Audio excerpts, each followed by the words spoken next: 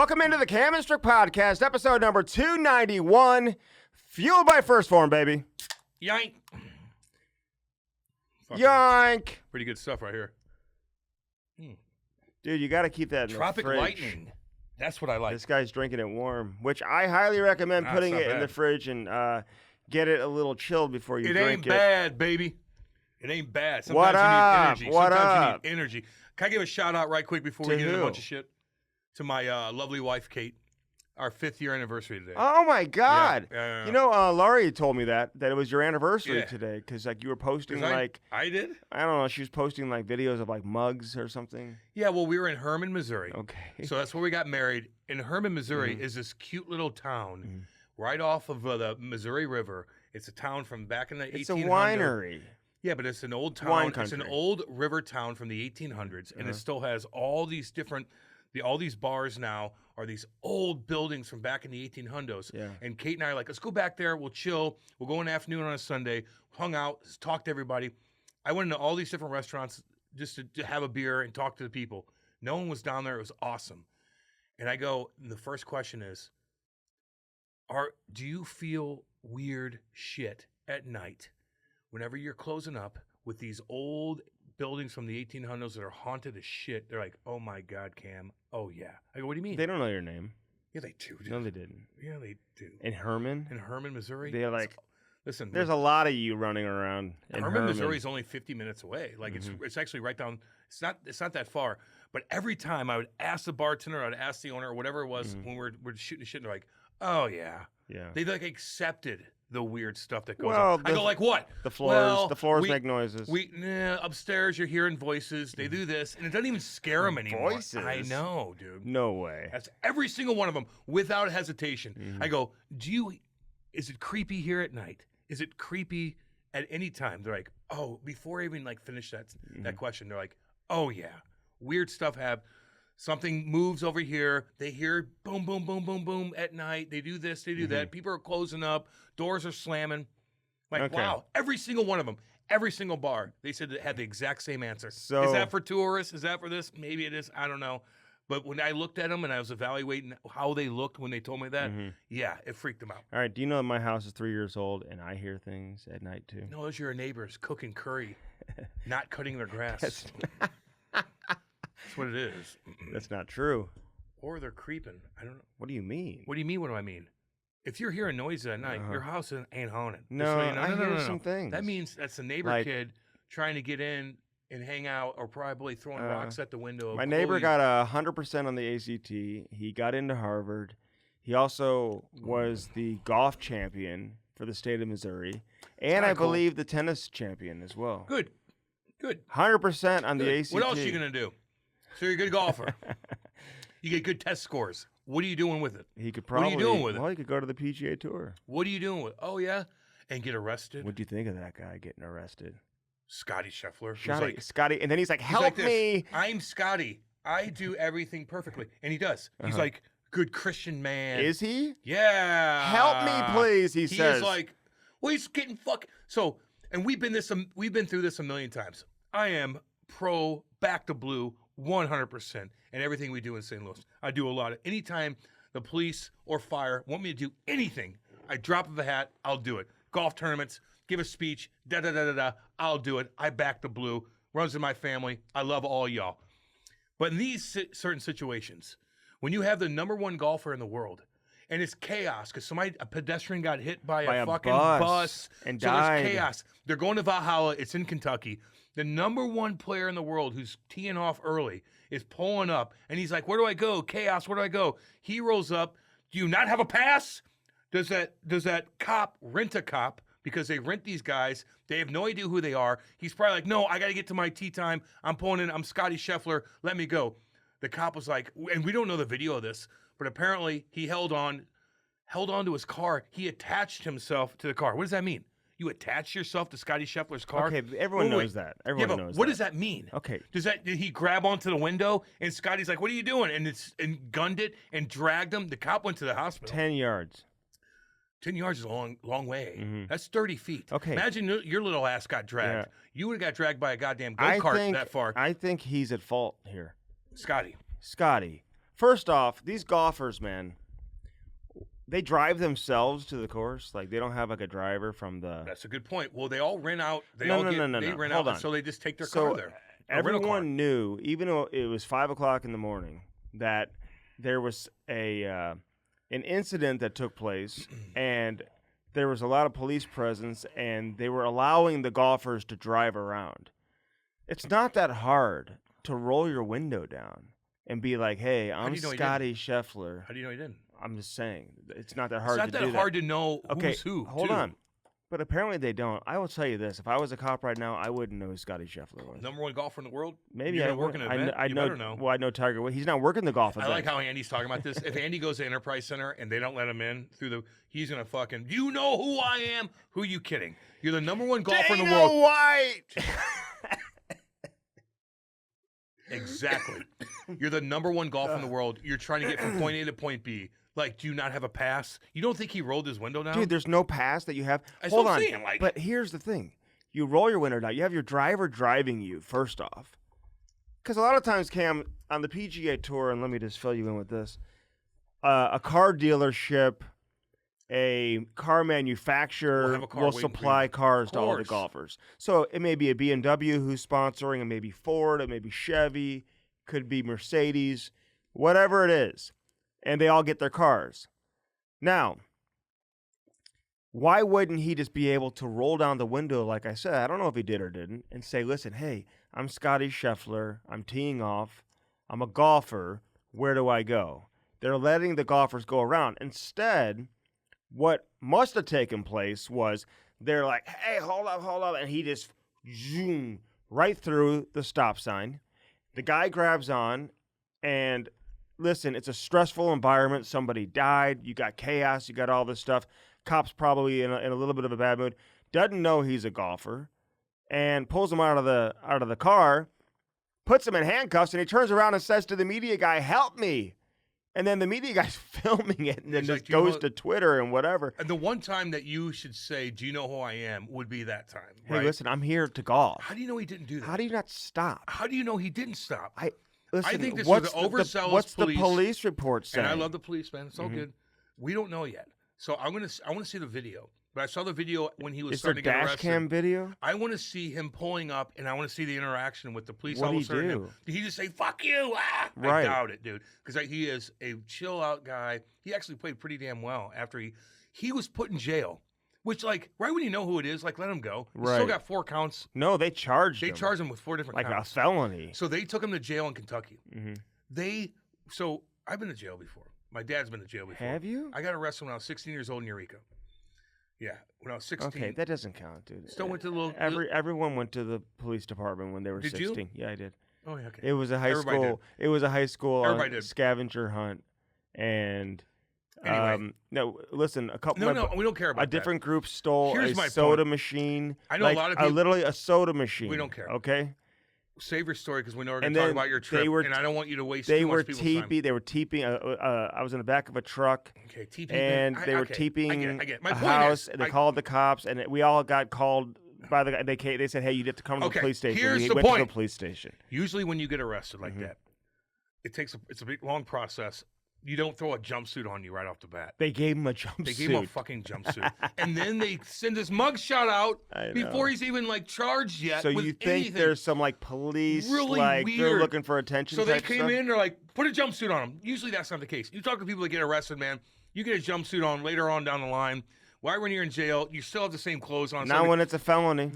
Yeah, it is. Yeah, you do, dude. It's a process. They not only threw the cuffs on him real quick, then they give him a jumpsuit. Then they take his mugshot. Then they release it, and then they release him. Then he goes out there an hour later and starts hitting golf balls. How long It was the he most- in jail for? Probably like a half hour. No, longer than that. Maybe an hour. Listen, he got there at 5 o'clock. He teed off at like 8. So got there at 5. All the process. So he's maybe there an hour in the cell, probably for an hour or something. The owner He's of the stretching golf out. course It's went to pick him weird. up. It's the weirdest thing. So, in the you know, world. the lawyers get involved. You get the PGA getting involved immediately. You get the owners of the golf course I know. involved immediately. Valhalla. So they're able to get him out. Badass They name, got by a, the they way. got a lot You know of. what Valhalla is? What is that? You don't know what it means? What does it mean? That means Valhalla Is it where you go- Hawaiian? No, is where you go. I believe when you're a Viking, that's your heaven. Okay, let's fact check this. Let's fact check. So anyway, so the whole thing was just bizarro land. He's like the most straight guy ever, and he goes out there. He said everything right afterwards, but I think it was an overzealous cop who was stressed out beyond belief. It's raining. You got a passenger that just died. Was it raining? Yeah, it was shitty out. You got a guy that just died, got hit by a fucking one of those vans that's shuttle buses that are going back and forth. So you think he should not have been arrested just purely on based on who he is? Yeah, kind of. Like he should drive through the police stop sign. I don't think it was that egregious. You have to like identify yourself as a golfer. That's I would what imagine.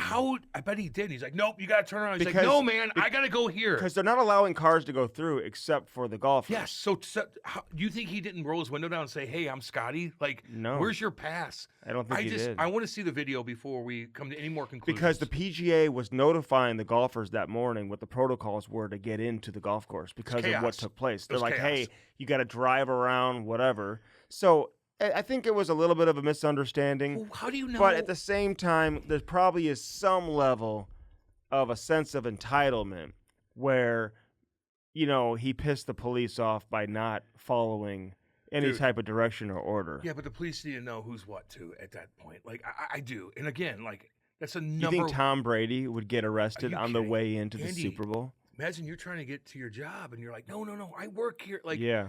And you're Andy. He's the best player in the world. It's like fucking Connor McDavid. Like LeBron James driving into the conference final. This happened to all of us at times. And you got to play it right. Trying to get somewhere like, no, I'm working. Yeah. Like, I need to get in. Oh, yeah. Happens everywhere, especially if you're going. This happened to Patrick Ewing. It did. Patrick Ewing. 6'8" at Madison Square Garden. Patrick Ewing, 6'8", dude. Oh my God. Is he 7 foot? Yes. Oh yeah, it's like 7'1". I get you on that. Come on, 7'1". Patrick Ewing. Like, does he not look like something? His fucking name is everywhere. His face is everywhere. He couldn't even get in. His jersey's hanging from the rafters. That just shows you, like, some people just don't know. And so it was just chaos. What a weird morning for golf. I've seen people on numerous occasions down at the Enterprise Center where I work, and they tell people who are very recognizable names and figures in blues history that you need to have a pass on around your neck to get from point A to point B. And some people are like, hey, why would I need a pass? I don't need a pass to get through. And listen, there's times for me where it's like, yeah, once I get through, like, you know, I've got to be on camera. I'm not wearing a pass around my neck, you know. You can't wear that on camera. I got to keep it on me now because not every security guard is, you know, up to date with, you know, their Blues or the NHL or whatever. They don't know who everybody is. They probably don't even know who Wayne Gretzky is when he walks through. This was a huge, weird F up by everybody in this situation. And it's all good now, but he's still got 4 charges against him. Like, he's going to have to, like, deal with that eventually, They'll drop him. I guess. But so what's wrong with the cop? He's hurt? Yeah, I think he went to a hospital. They dragged him, dude. It was like oh my God! What's he holding on to? That's because to me, based on my previous experience in my investigating, he's holding on because he's passing through the orders, dude. Yeah, he's driving through. What are you gonna do to hold on to the vehicle? Why are you holding on to a vehicle? Are you stopping it? Like, if he goes, he's gonna drive, 100 foot, and then you go up there and you arrest him if it's not Scotty Scheffler. Like, why would you hold on and let him drag you? The whole thing is bizarro land. I agree 100% with what you're saying. It's bizarre. And it's a terrible look so bad for the city. Yeah, that course looked like crap. Okay, where are they in Kentucky? Where are they? Lexington? Is it? Maybe it is Madisonville. It doesn't matter. Kentucky's Well, Kentucky. give me the name. Andy, you're gonna break down the state of Kentucky. I once played a game there. I once the towns played a game against University of Kentucky, and Cam, in all seriousness, the club hockey team there, they pack the house. They play their games at midnight. So they have a house there called the Hockey House, where all the hockey players live. And so after the game, visiting team, their team, everyone goes back to the Hockey House. You party, whatever, you have a good time. So their game is at midnight. Walter McCarty, who was a first-round pick of the New York Knicks, stud, superstar basketball player for the University of Kentucky, comes out on the ice, dude. He's 7 feet tall, and he sings the national anthem at the game. What's her name, Judd? The singer or the actress, whatever she is. Ashley Judd. I think Ashley Judd. She's Yeah. there at the game. Like watching me play hockey, okay? No. She is. She's at the game. Ooh, she's probably all over you, dude. Okay, and I think I scored a goal that game, actually. House hockey at midnight. I'm sure she's House there. hockey. Club hockey, dude. Club hockey. So we get there. We roll in. We're getting off the bus. Dude, I swear to God, Cam. And, for us, so we're not playing in that environment all the time. All the time? You're never playing in that environment. Dude, it's packed. And just walking into the rink, everyone's screaming at you and yelling at you. They're over the glass, just screaming at you the entire game. And it's a packed house. And then you go back to the hockey house afterwards and hang out. And he's lived a good hockey life. So with anybody that. who he's wants experienced to, it all. Anybody who wants to house hockey in freaking Kentucky. It's not house hockey. He's bragging about club hockey in Kentucky. ACHA, baby. Their fans are going crazy. Oh, they Superstars were. are there. Yeah. Get on with yourself. You've never experienced No, that. never. But the whole situation was so bizarre. But we've all been there. Okay, man, can I finish what trying I was to get saying in about this? somewhere. So, what's the name of the town? You don't know the name of the town? It might be Lexington. Okay, I think it's a terrible look for the city of Lexington. Terrible. Like, it's terrible look. That's the most embarrassing thing to happen. For the clubhouse, if I'm for the everything. PGA, I never go back there. God, well, No. I think it's part of the rotation. Is Valhalla It didn't look that nice. like a golf course that Andy, has an if they're incredible playing reputation? A PGA tour there, Yeah. a big event, Yeah. one of the major tours. It's like Belle Reve here. Yeah, it's going to be nice. But I did see like power lines everywhere. But I will and tell stuff. you this, in St. Louis, dude, that would never happen. They Never- would It's let one guy. How do you know? It could be one guy. because they that's would just let over-anxious. the golfer go through. Somebody would know him there. I agree. He wouldn't go all the way to the police station. He But why sure is as that shit happening? wouldn't have Why would that happen in Kentucky and not here? wouldn't have a police jumpsuit on. It's but one guy. if you're dragging a police officer down the Oh, street, dude, ain't dude, good. you're getting a and he's going to the jumpsuit, dude. hospital. And not to He's mention, lucky he got out. Yeah, well, if it was you, you'd be in jail. If it was me, we'd be in jail. Be in jail for that, dude. For how long? Until you until made you have bail. your court case. Until you made Did bail. he have to post a bail? I think so. How Yeah. much? Don't know. Doesn't matter for him. But Do you the think whole- this is good for his career? Yeah, yeah. Everybody loves him, man. There's Barstool Dave Portnoy. Oh my God, when he heard this, like he's going crazy. He's setting up different T-shirts and all this stuff. And now Scotty Scheffler walks Free around Scotty. like this, like now he's a gangster. Like I Yeah. got arrested. And I Well, saw him out because there. in the rap community, Your boy Diddy, how's he doing? I don't know. He's beating up. I that asked Robert woman. Thomas who we have on this, by the way, and I kind About of felt bad. Diddy? Well, he goes, Robert Thomas, I'm just trying to be funny with him. Mhm. And he's like, yeah, I met the cool people in All-Star Game, and he brought up Justin Bieber. Mhm. I go, did you ask him about Diddy? Oh, And you both look at me like I'm a psychopath, and I kind of look at you yeah. like, what do you mean? You don't take that out, dude. I'm not taking that out. Okay. No, because I want to. So if I met Justin Bieber, I'd be like, dude, tell me Mhm. about Diddy, this psycho. I want to know about when you're 15 years Yeah. old and you're hanging out with him for days at a time. Yeah. 15 years old, hanging out with P. Diddy and his psycho Mm-hmm. weirdo group of people. Did you see that video of him just piss pumping his Yeah. girlfriend? But that's from 10 years ago. And he finally, now he's coming Can out talking. he? You think, you, Who posted the video? Who took the video? I don't know. No, the video Was was it taken surveillance? by the, goddamn right, from the hotel. Will he be No, have she already charges paid be him off. pressed? It just the video didn't come She out. paid him off. He paid her off. I'm sorry. He paid her off. Yeah, this was already settled in How court. much? Oh, in court. Back in the day, yeah. She sent him to court. They maybe they didn't get to court. They settled it. Right, just but like so he's- she called the police. Yeah, they settled this just like he settled. Was with it all his kinds of- girlfriend? Yeah, Do you think he's Diddy. sleeping at night right now? I think he's in such a weird level. No, I bet you he's so He came out- depressed. Fuck him, dude. No, I'm not defending anything about him. I didn't say you did. I'm saying he's probably so depressed because his life has just gotten completely flipped upside down. He's got everyone pointing the finger at him, painting him as, the painting sex. him. He's painting himself that well, way. he's got this sex traffic ring going on, Yeah. and who knows when he's going He's down. a psycho. Now you have this. So He's a I just think psycho. they're waiting for him to, dude. They're waiting to come grab him, dude, and they're gonna get him one of Justin these days. Bieber was 15, hanging out with Diddy. What's he doing to Bieber? Who knows? No, really? Dude. There's Oh a my weird God, video. you don't can know you- that. How can you not think that's the case?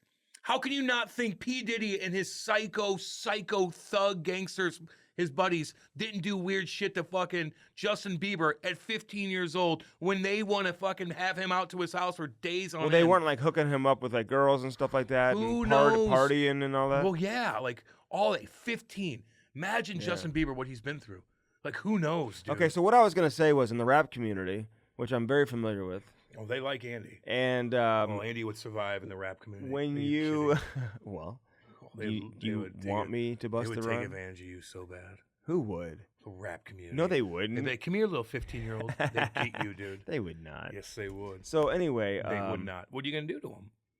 Probably bust the rhyme. Yeah. I'd bust a rhyme or two. They'd be hanging you off just like Vanilla Ice.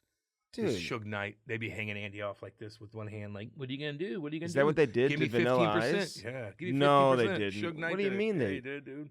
Oh, he grabbed him? Suge Knight Who's in kicked prison? down, Vanilla Ice's door in a hotel. Vanilla Ice had all his bodyguards there, but Big Suge had killers with him. Kicked the door down, threatened him, extorted him for percentage what? of all his money. Percentage. Why of, would he do that?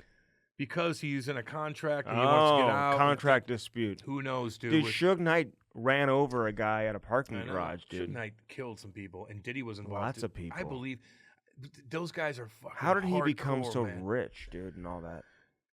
Because you knew the game, you were not scared to manipulate people and rip people off, and you built this whole And he's a big mean monster, empire. He's a monster, intimidating. and he's not scared to kill you. He's not scared to have another Person dude kill kill you, you. or kidnap you or Do extort you think he's just like still wealthy he's like in the prison? cartel. He's just like the mob back in the 60s, 70s, 50s, and whatnot. I know you just went down to Mexico. The pictures were so cute. Lori looked beautiful, by the way. Thank you very much. How was it? Where was that place? Well, let's get into that, but real quick, Suge Knight, you think he's like running the show in prison? Yeah. So our Uber driver on the way to the airport. God. First off, let me just finish my thought. In the rap community, No one believes in the hip hop community, when you go to prison or you commit a crime, it actually gives you more credibility. It gives you a little more, So a lot of them look Unfortunately, at that is it. the mindset for 15-year-old kids that rob you for your cell phone and kill you, and then make a phone call and then they're arrested. It can enhance your rap career. Yeah. Or you get gangbanged in jail. Or Oh it's like my you, God! And Andy's braiding everybody's goddamn hair. Not all the time when you go to jail, you become fucking some hard ass. No, you're stuck in jail. You might be stuck in jail for 30 years. I will admit I would not survive in jail. No, we know. We know. We don't want you going to jail. Please. I didn't want you getting extorted in Mexico. I just never know with you. Well, if I'm the cartel, I'm looking at Andy with his goofy ass sandals on, and I'm like, I might kidnap this sumbitch and just see what's up. Everyone has sandals on there. It's the beach. I'm just saying. If I'm a cartel, I'm looking at you like, he looks aloof. I No, might get him. he looks aloof. Hey, So how was it? Where'd you go? So the Uber driver on the way there, Yeah. he's a prison guard. So I had lots of questions for him. What'd dude. you ask? I said, if you see one of your coworkers mistreating a prisoner, would you step in? It's a good question, actually. It's legit. Well, what am I good at? You're good at asking questions. That's true. You're pretty good at that. And he said, maybe. Yes and no. He says he treats the prisoners very fair. Depends on who it is, Brian. He's fair with them. Depends on what they But I said, are you nice to the prisoners? And he said, some people aren't. He said, but you know what he tells the prisoners? You get what you get. Like if you want to be a, jerk or whatever, or, cause shit or whatever, you're going to be treated like shit. Yeah, of course. If you're respectful to the guards, then I think they're going to be respectful back to you. I don't think it's always the case, though. There's a lot of, craziness, though. I was like, you ever, met one of those guards who's, sleeping with the prisoners? And Laurie's like, oh, my God, I can't believe you're asking. I'm like, no, this is a real thing. Yeah. This dude was a monster, too. I think he was gig. kind of getting annoyed It's a tough gig. with the questions. To work at a prison like that, it's a He very said, depressing. no, he knows all about that type of stuff that Yeah, happens. of course. You have that everywhere, dude. I said, has anyone ever tried to create a mastermind with you to escape? Or tried to get pay you off.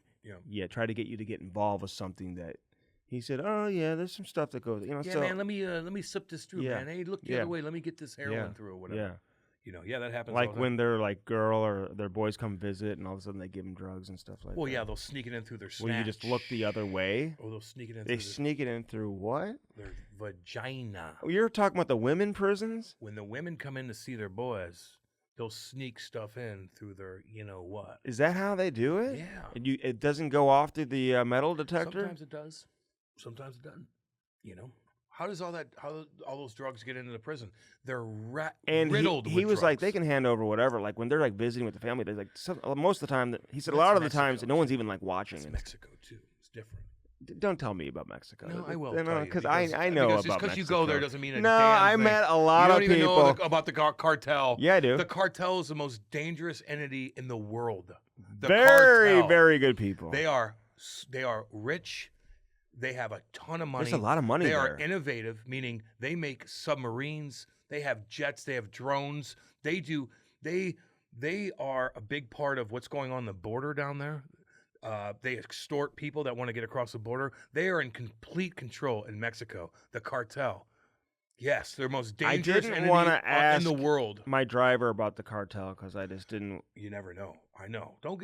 Listen, Andy, don't dig too deep. You're not around me. I had to You say. don't have your boys with well, you. I had to say to You gotta Laurie, protect like, your wife. he was so nice, Yeah. Esteban. He's probably like rolling his eyes, like, get this fucker No, out of here he before I was fucking so nice. make a phone call and get his ass He extorted. was like an older, like 60s. What place did you go to? It looked beautiful. It was called the Moche. It was amazing. Nice. Oh my Did god. you go with the kids? No kids. Oh, let's go. You didn't see any kids in the picture. No, because I was There's waiting no for Lori kids. to take. There's no kids allowed That's awesome. in the resort. Beautiful. Spend a lot of Dude. money. No. Is it all inclusive? My wife like tries like tipping everybody. I'm like, it's all inclusive. You're not supposed to tip them. She's right? tipping everyone. Tell her to stop. I know. I'm like, you don't need to do that all the time. But her dad's like that. Is that the case in Mexico where you're not supposed to tip? No, I think like. Because if you're supposed to, then that's fine. No, I think you should. Well, then don't be cheap then. But like, they don't Well, need then what are you talking about? $20 for bringing us up breakfast. You know what I'm saying? Yeah, I do that too. Like, give them $1. For breakfast? No, I think it's more than that. $3 or It's $4, gratuity. $5. How much did you spend on breakfast? $100? No, it's all So- inclusive.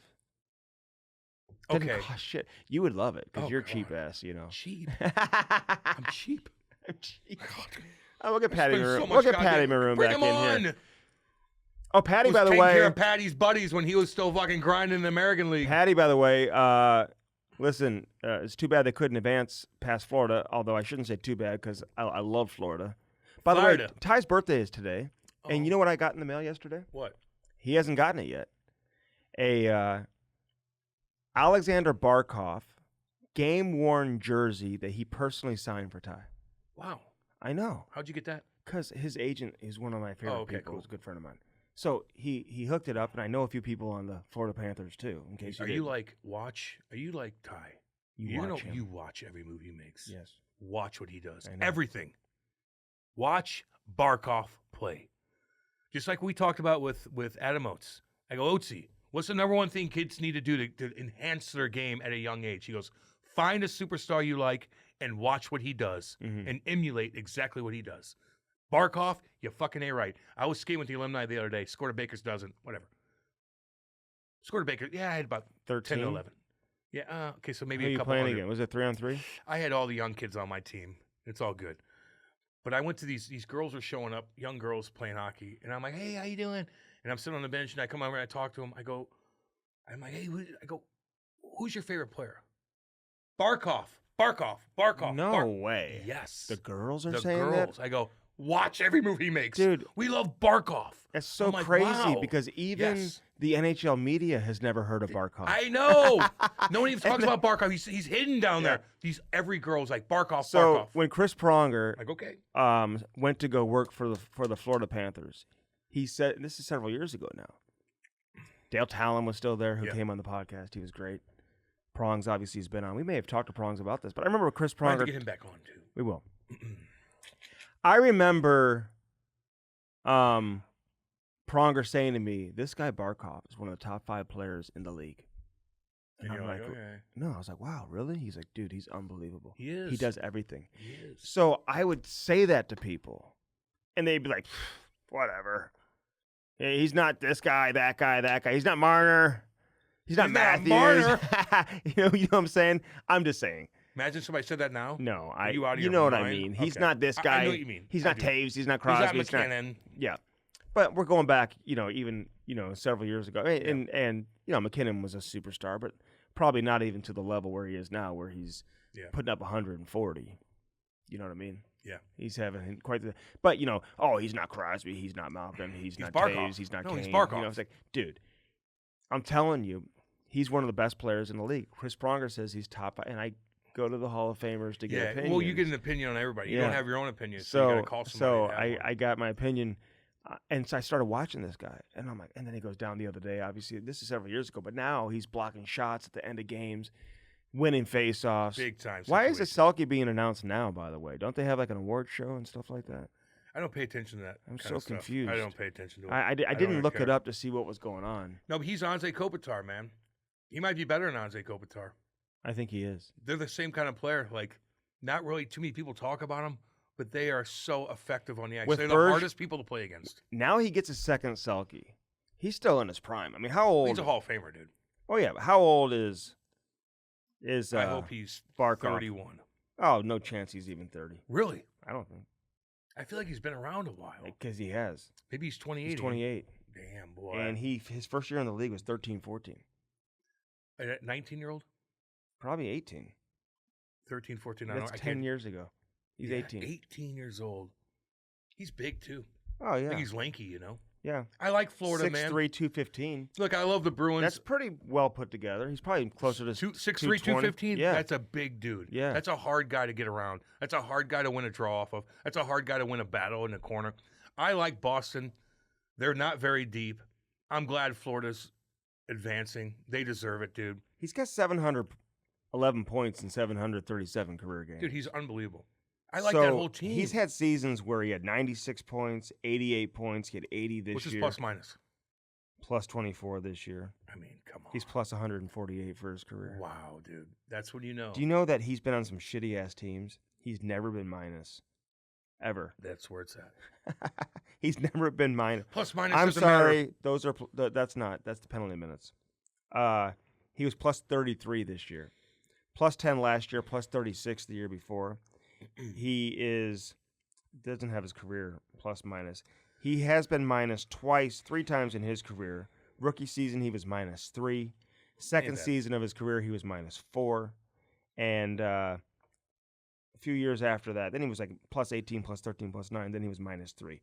He has not been minus in 6 years. I like that whole team. I like Barkov. I like Sam Bennett. And I like what Brad Marchand said about Sam Bennett, too. Dude. We never talked about that. He's keeping it about, real, man. About as cool as you can get. He's like, I've been fucking people up it's about as cool as you can for get. years, doing shit that's crossing the line. That's how and you now are. when it happens to me, I can't be whining and crying, Exactly. man. I got a lot of respect for Marshy. I'm telling you, man. Hey, for him to come out and say that, because now it's like, well, what's everybody else supposed to say? I know. All the people that want to whine and complain and say, you're dirty, you're this, you're that, and the way they engaged one another in the handshake line.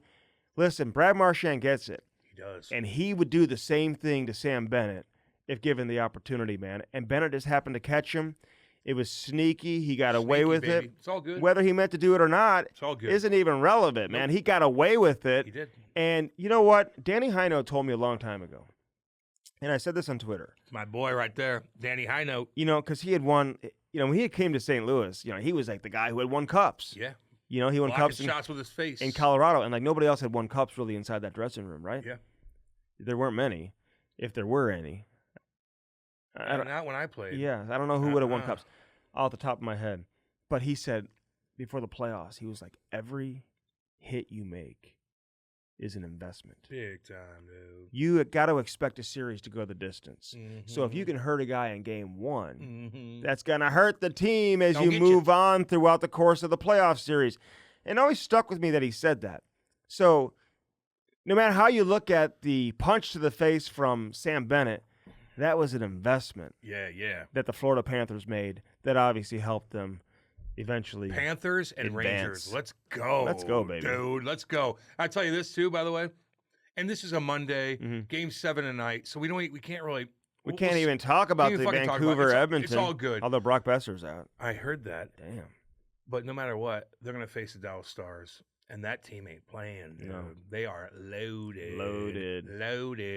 They got the veterans going. Everything. They got the young guys going. They got fucking Heiskanen dominating. They got Ottinger. They're well coached. Yeah. They're bringing it, man. I know. They got hot chicks in the Jamie stands. Benn scoring now. You got Jamie Wyatt Benn's Johnson rocking doing guys this thing. yes, scoring. Yes.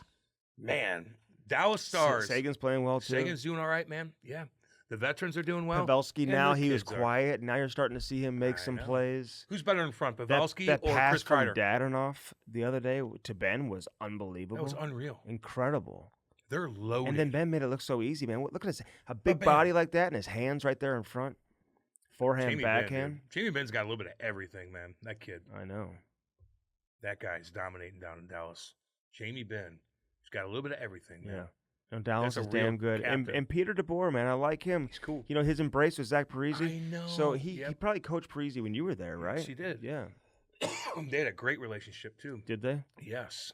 And Well, how could you not back then with Parise, man? He kind of Parise's- drove the bus back yeah, then. him and David Clarkson and Yeah. all those guys that we had. We had Yeah. a bunch. We had a legit team in 2012, and Parise was a big part of that. He did a little bit of everything, Yeah. hard nose. Yeah. Like he's not going to hit you, but he will go in and bang around and spin off you and do this and do that. He kind of had a quick handshake with Ryan Suter. I thought maybe they would. Oh, that's a good. I thought Good they call. would embrace it. I always love the handshake lines because I read into it probably way too much. But you should. I see how Matthew Tkachuk and Trent Frederick stop and hug one another and talk to one another. Their Yeah. families are close. They've known each other since they were very young. Yeah. Trent and Brady, very tight. I know. They you just know, didn't have it, man. They didn't have it. but I saw Matthew and Pat Maroon just kind of quick. Interesting, Andy. I noticed that too. You know what I'm saying? There's more to it than you think. It's Oh, just- it doesn't matter. Because if I was playing against, I'd be like, come here, dude. I Yeah. love you, man. Even if Yeah. I lost, like, I Yeah. love you. Like, Yeah. we grew up together. Like, Yeah. I love you. Yeah. Sometimes it's like, nah, I'd go, be like, go fuck yourself. I'd be like, dude, that was really dirty what you did. When I hate you, Yes, oh, what I'll would be you say? like, What would you say to me? If I was walking through the handshake line, I'd be like, hey, What'd you do? great series, great series, great series. Hey, that was fucking dirty, man. What are you gonna do about You it? fucking did that. Why don't you do something Well, now then? Yeah, what are you Why gonna don't you do Hey, something now hey, then? Have fun on the golf course, and you suck at golf. I won. That's what I would say. Oh no, that would would you be like Kyle Clifford? I'd be like, what? And people are chirping Kyle Clifford. We talked about this the other day. I'm like, God, you never know what reminds that me guy now. said about Kyle. I gotta. Text him, dude. Let's get Yes. him on. It's We my gotta boy. get him on. Cliffy, you know That's Clifford? my boy. Yeah, How do you know him? playing against him, man. You know, playing against him. Shit, he was around when I was around, dude. Big Kyle Clifford. I like him a lot. I like the range. Who's better in front, Pavelski or Chris Kreider? Kreider. God, is Well, he good? Pavelski's had a. I'm just saying right now. I'm just telling you. Hey, but Chris Kreider getting a hat trick in one period has propelled him to legendary status that'll forever go down in New York Rangers He's gonna have a history, dude. Yes, he's the man. They just kind of have that something about the They Rangers, got a man. lot going on. Their dude. power play is incredible. Their goaltending's incredible. They can be physical, What do you want? dude. What They do can you play want? any style you want. It's going to be an incredible What do you series. want? You want Rempe? I You want. want Trouba Trouba? didn't play the last couple I- series, but but he is can. this a series that you put him in now In against Florida? Against Bennett and those guys? Have Rempe kind of do his thing a little bit? You're damn right. I hope it gets chaotic. Chaotic. I want chaos. Because Florida will take it. Wait, they'll take all the chaos and you know too. what? And I know Rod Brind'Amour just signed. Mhm. And you called this out a couple Yeah. weeks ago. Yeah, and but we there got to were- find a clip and we'll do it. Listen, I said there was a deal in the drawer. It was agreed to. No, I remember. That's why it happens the day after they get eliminated, and all of a I sudden know. it comes out. Oh, they just. What do you think they just got together that night? No. But Carolina, you deserve to lose, dude. You deserve to lose that game. You do. You did. You had the lead in the You third. had it, man. And their You were goal. going to Game 7. Are you kidding? I know. And you just fell apart. Like you just forgot. That is the Wow. Carolina Hurricanes in a I nutshell for agree. me in the playoffs. I agree with you. They don't ever get it done in the They're postseason. loaded. You're They've loaded. never won a game in the third round. Past the second round, they've never won a Gotta game. figure that out. So, I love Rod Brind'Amour and everything, but everybody's got to calm down with thinking these coaches are I mean, listen, there's good coaches and there's average coaches. I get it. And you want to have a good coach, and a good coach can certainly influence a team, and they deserve a lot of credit when they have success. And you look at Peter Laviolette right now, man. He's been around for a long time. He deserves a lot of I credit like him. for the influence that he's had on that team. Peter DeBoer, you just mentioned him, Great guy. deserves a lot of credit. This guy's been a great coach for a long time. So there are really good coaches. And Rod Brind'Amour, belongs in that category. He's a really good coach. Other coaches tell me he's not making adjustments during the game, though. Well, he needs to figure that out. And, that man-to-man defense, he's got to get away from that. God almighty, you're stopping and starting way too much. It buries you. And so you're not releasing guys and handing them off. Simplify, baby. So I just think, there's a little bit of that going on right now. Yeah. And you talk to some of those players who play for him, and they'll tell you, the in-game adjustments, not necessarily there. So why is he not getting it done in the playoffs? It can't always be about the players. They've got the horses, in my opinion. They're not deep up the middle. I get it. But I think they were good enough to certainly hang on to a lead in the third period. They're pretty deep, dude. And so that's a terrible loss, man. That's one of those losses where you say, hey, eventually this is going to end for Carolina. Like, what are the lasting effects of that loss? How's that going to impact that organization now moving forward? Those are difficult to come back from. To be fair, that they have been making money. Like, you look at they've been selling out. Oh, of course. They're making money. Yeah. They're getting that playoff money. And so they're in an okay spot. They got the crowd behind them, and they got a fan base. They do, and it's roaring over there. So they got a little bit of money to spend if they want to get some free agents or whatever they need to do. Whatever holes they need to fill, they'll be able to do it. Yeah. And they're not like, oh, I got to watch this. Like, no, they're packing that place in, which is a healthy thing. But Carolina, you didn't do it, man. We pumped up Svetchy and those guys, but you just didn't do it. And that Ranger team's better than you, and they showed it. And Chris Kreider's like, I'm taking this gosh dang game over. I'm taking this game over. Third period. This is my team. I'm the leader. And they're all Kreider-type goals, They're too. great. Man. Like, just jamming in. Just like the puck's coming. He literally, it's not like one of these where he's pointing at the puck and he's directing it that way. That's what Big Walt has always. That's what Big Walt did. And that's how I teach Ty in front, too, in terms of holding your stick, like when on those deflections. Because Kachuk and Backus, that's the way they are. And they were two of the best, man. They're guiding here. it, like which way you coming. And then it's easier to be able to deflect. Yeah, you hold your stick out in front. But if there's somebody in front of you, it's a little bit more difficult. But he separated himself, and he's just there alone. Yeah. Chris Kreider, no, I'm taking this. He's game. a hell of I'm a player. Ranger, baby. I'm the big dog. I want to see that from JT Miller tonight, actually. And I know the game is tonight, so we don't know how that's going to play out. Brock Besser, it's a shame. We can't. It's a shame that he's not going to be able to be available because he's got, I think, 12 points, something like that. What in the playoffs. Is it? A blood clot? Blood clot. It's not life-threatening, but it certainly could have been. Listen, I would imagine if they don't catch it. I remember skating with Tillander. Is it Tillander? Tillander. Okay, Tillander. He played a long time in the NHL. Yeah. Played on my team. Nice Swedish dude. Okay. He got hit by a puck, and we're on a jet going to Boston or wherever. It's a long flight. His leg blew up. Dude. Oh my God! They had to fucking take the plane, revert it. They had to get him, rush him right to the hospital. His leg blew up with a blood clot because you're at high elevation. He didn't have the whatever on. Oh, really? Yeah, you got to have that sleeve on there. Really scary stuff. Damn. So blood clots, don't mess around with those. So. No, other guys have had blood clots too. I'm forgetting some a lot of notable guys, players have had significant blood clotting. Let me ask you, Craig Berube. Yeah. What do you? Well, I was going to say Peelsy had to go to the hospital too. And do you see the picture? He sent me a picture of his hernia. Do you not think that I saw the picture of him? Did he send the picture out of his hernia? No, he's on Twitter. He's tweeting from the surgery bed. Pray for me. And everybody's like, what's going on here? There's a Family Guy episode of Peter Griffin going to the hospital, and he goes like this. And he's like, oh, I'm dealing with things. And everybody's like, what happened? What happened? And Peter has all the things. He goes, ding, ding, ding, ding, ding. He's like, yep, I got what I needed. You know what I mean? But Peelsy loves it, man. I'm like, God, are you okay? Oh my! I'm texting him. I'm like, what happened baby? to you? We love you. Like, are you all right, dude? He car accident. Sends me the picture. So funny, dude. Of his. I know his whole life story.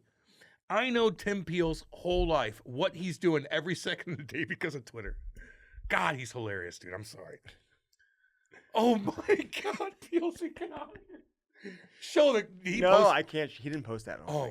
There's HIPAA. That's a HIPAA violation. Oh God. Oh my God. Every time in the locker room, man, you see a dude naked, and you see those two scars right in your groin from the sports hernia. Yeah. I think the Jamie Blues. Langenbrunner, all of them. I think the Blues kind of hooked him up with the hernia specialist because the number one hernia specialist is here in St. Louis. Really? Yeah, and so he puts that. Doctors, I think he puts that mesh thing in there. Okay, so listen. Where did he get that? What's I don't he doing? know. So golfing? So years ago, tweeting. Michael Grabner, remember him? Yeah, damn good player. fast. Damn good player. So he comes to St. Louis, and the Islanders weren't here at the time, or wherever he was playing. You know, he played all over, and I think he was playing for the Islanders. And he had hernia surgery here, and after the surgery was over, he was staying in a hotel across the street, and the doctors and the hospital will not allow you to release yourself. They can't. Someone has to pick you up. Yeah. So his agent calls me, and he's like, dude, this is crazy, but I need you to go pick up Michael Grabner from the hospital and take him to the hotel because they won't allow him to release himself. He can't leave on his own. I'm like, no worries. Hell yeah, I'll go do that. So I go in the hospital. I'm like, hey, Michael, I'm here to pick up Michael Grabner. What's up? What's going on? Let's go. Cool? Cool as shit. That's what I like. All tatted out and That's everything. what I like right there. Fast as hell. Short-handed goals. Dang good player. So I put we take a picture, PLZ style. Can I get a picture? I put it up on Twitter. Hey, Michael Grabner, he's all good. I got the Islanders calling me. Everybody's like, what is going on here? Oh, you know, no. like, and I'm just like, no, it's all good. They Lou just call you? Was he part of that? I don't think he was part of them at the time. Before we get into Berube, Yeah. because you've tried now twice now, which is fine. Oh, it's all good. We're all over. I've done a bunch of media talking about Berube too, so I'm just kind of like, I feel like I've already talked about it, but we haven't talked about it on here, and I want to get into it. But this Chris Knobloch, Yeah. Chuck? you call him Chuck, the head coach of Edmonton. Yeah. I will say, he showed some serious balls, man, to sit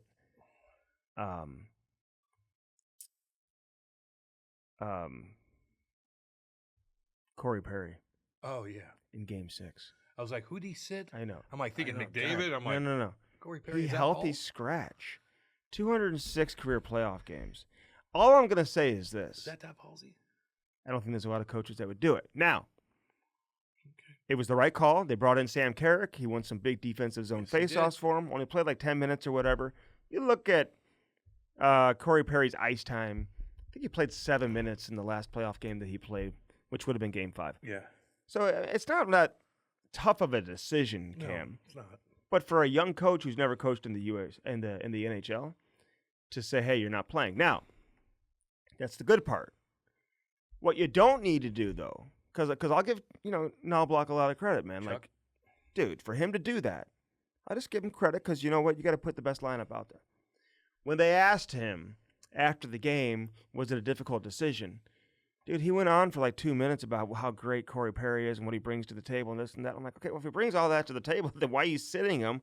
I don't think you need to make any excuses, man. You're the coach. You make the lineup decisions. Learn from guys like John Tortorella and some of these guys, Ken Hitchcock. I just think of how they would answer the question. Chief. Peter Laviolette, Chief. Well, yeah, of course it's a tough decision. It's a tough decision to sit anybody. And we're putting the best lineup in there that we think gives us the best need chance more to from win. No, that's it. That's it. I get you. You don't need to be like, oh, He's a just... great guy. Like, we already know all that. No, dude. We know. So I went from being like, wow, this guy, it's a ballsy move, man. Confident coach coming from the American League, coach junior, never coached in the NHL, and he's capable of making the tough decisions. I like that.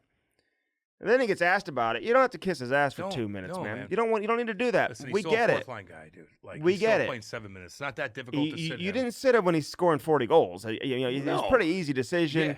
Mix it up. Maybe you put him back in for Game 7. I don't know because of his He experience. needs to be better. He's one of our leaders on the team. He needs to Yeah. be better on the ice. That's no, it. I wouldn't even say that. They'd be like, yeah, it's a tough decision when I have to tell anyone they're sitting. Yeah, so we're putting He's the no best different lineup than out. anybody else, and we're putting the lineup out there that we think gives us the best chance to win tonight. That's it. It's that simple. That's what Tortorella would say. That's what Hitch would say. I'll give a Mike Babcock, for example. Mike Babcock would say, old school guys, veteran coaches, guys who have won, who have had success, that's just how they would answer the question. I get it. It Okay. wasn't that big of a decision to sit him, though. I mean, He's playing 7 minutes. it's not that big of a deal. If you go on and on for But 3, don't go on and on. well, about, then don't sit him. yeah, is he that good? He means that much to your No, he's team. not playing that well. If he He's does- not doing anything. If he does everything that you just said he does, then don't sit him. Yeah, no. He's like 2007 Corey Perry. You're like, wow, God, he does all that, and now you sat him? Well, makes you look dumb then. You better bet. I hope you win Game 7 now, too. Do you want the Oilers to advance? Well, listen. What do you want, Andy? I won't say that this is, and I know the game is, listen, we're recording this I know. so people Bear know. with us. We love you guys and girls. So I'm not going to say that this game is going to define Connor McDavid's career, but it is certainly a defining moment in his career. He's got an opportunity to win a Game 7 on the road, coming off of a Game 6 where he had his best game in the playoffs maybe. Yeah, he did. He was incredible in that game. Everyone's kind of chirping him. Well, he's not shooting the puck. He looks hurt. Well, he probably is hurt. Guaranteed he is. But he still can skate, man, and make plays. His passing, his vision, playmaking, unparalleled. So this is a moment for he and Draisaitl. In my opinion, they can't lose this game. Vancouver doesn't have Thatcher Demko. They're missing their leading scorer right now in the playoffs in Brock Besser. I think Vancouver could win without Besser. I thought Vancouver missed their opportunity in Game 6. They looked defeated. Yeah, they did. I don't think they have a ton of confidence in this goaltender, to be honest with you. I think they like him, and they think that he's capable of having a good game, but he's not their guy, and they're missing their number one guy, obviously. So, I don't know. It's going to be a tough one, man. I want to see McDavid, though, in tonight's game. This is a defining moment for his career. Win a Game 7, have a moment in the playoffs, get yourself back to the conference final. And, let's see what you do. Let's see what you do against Dallas. It's the best player in the world. Take the game over. And they got to get to the conference final. They don't win tonight's game, it's a failure, in my opinion, for this season. Get that. I agree with you 100%. We'll see what happens tonight. And again, this is going out tomorrow, so we don't know. But the crowd in Vancouver is going to be incredible. Yeah, it is. I would like to see Vancouver win at the same time. I don't know, something about that team that I enjoy watching. I like watching that team. Their D. That JT Miller is an absolute incredible hockey Cool player, too, man. He came on our podcast and he was You fantastic. see how he gave it to that Dakota Joshua? Yes, on the bench. Yeah, that's what you do. And I know some people, it may be too abrasive for some. Aww. They may not like that. How about the kid? How about you get the puck deep? Wait a minute, though. How about John Sim, who I know, played against long time. Who? John Sim.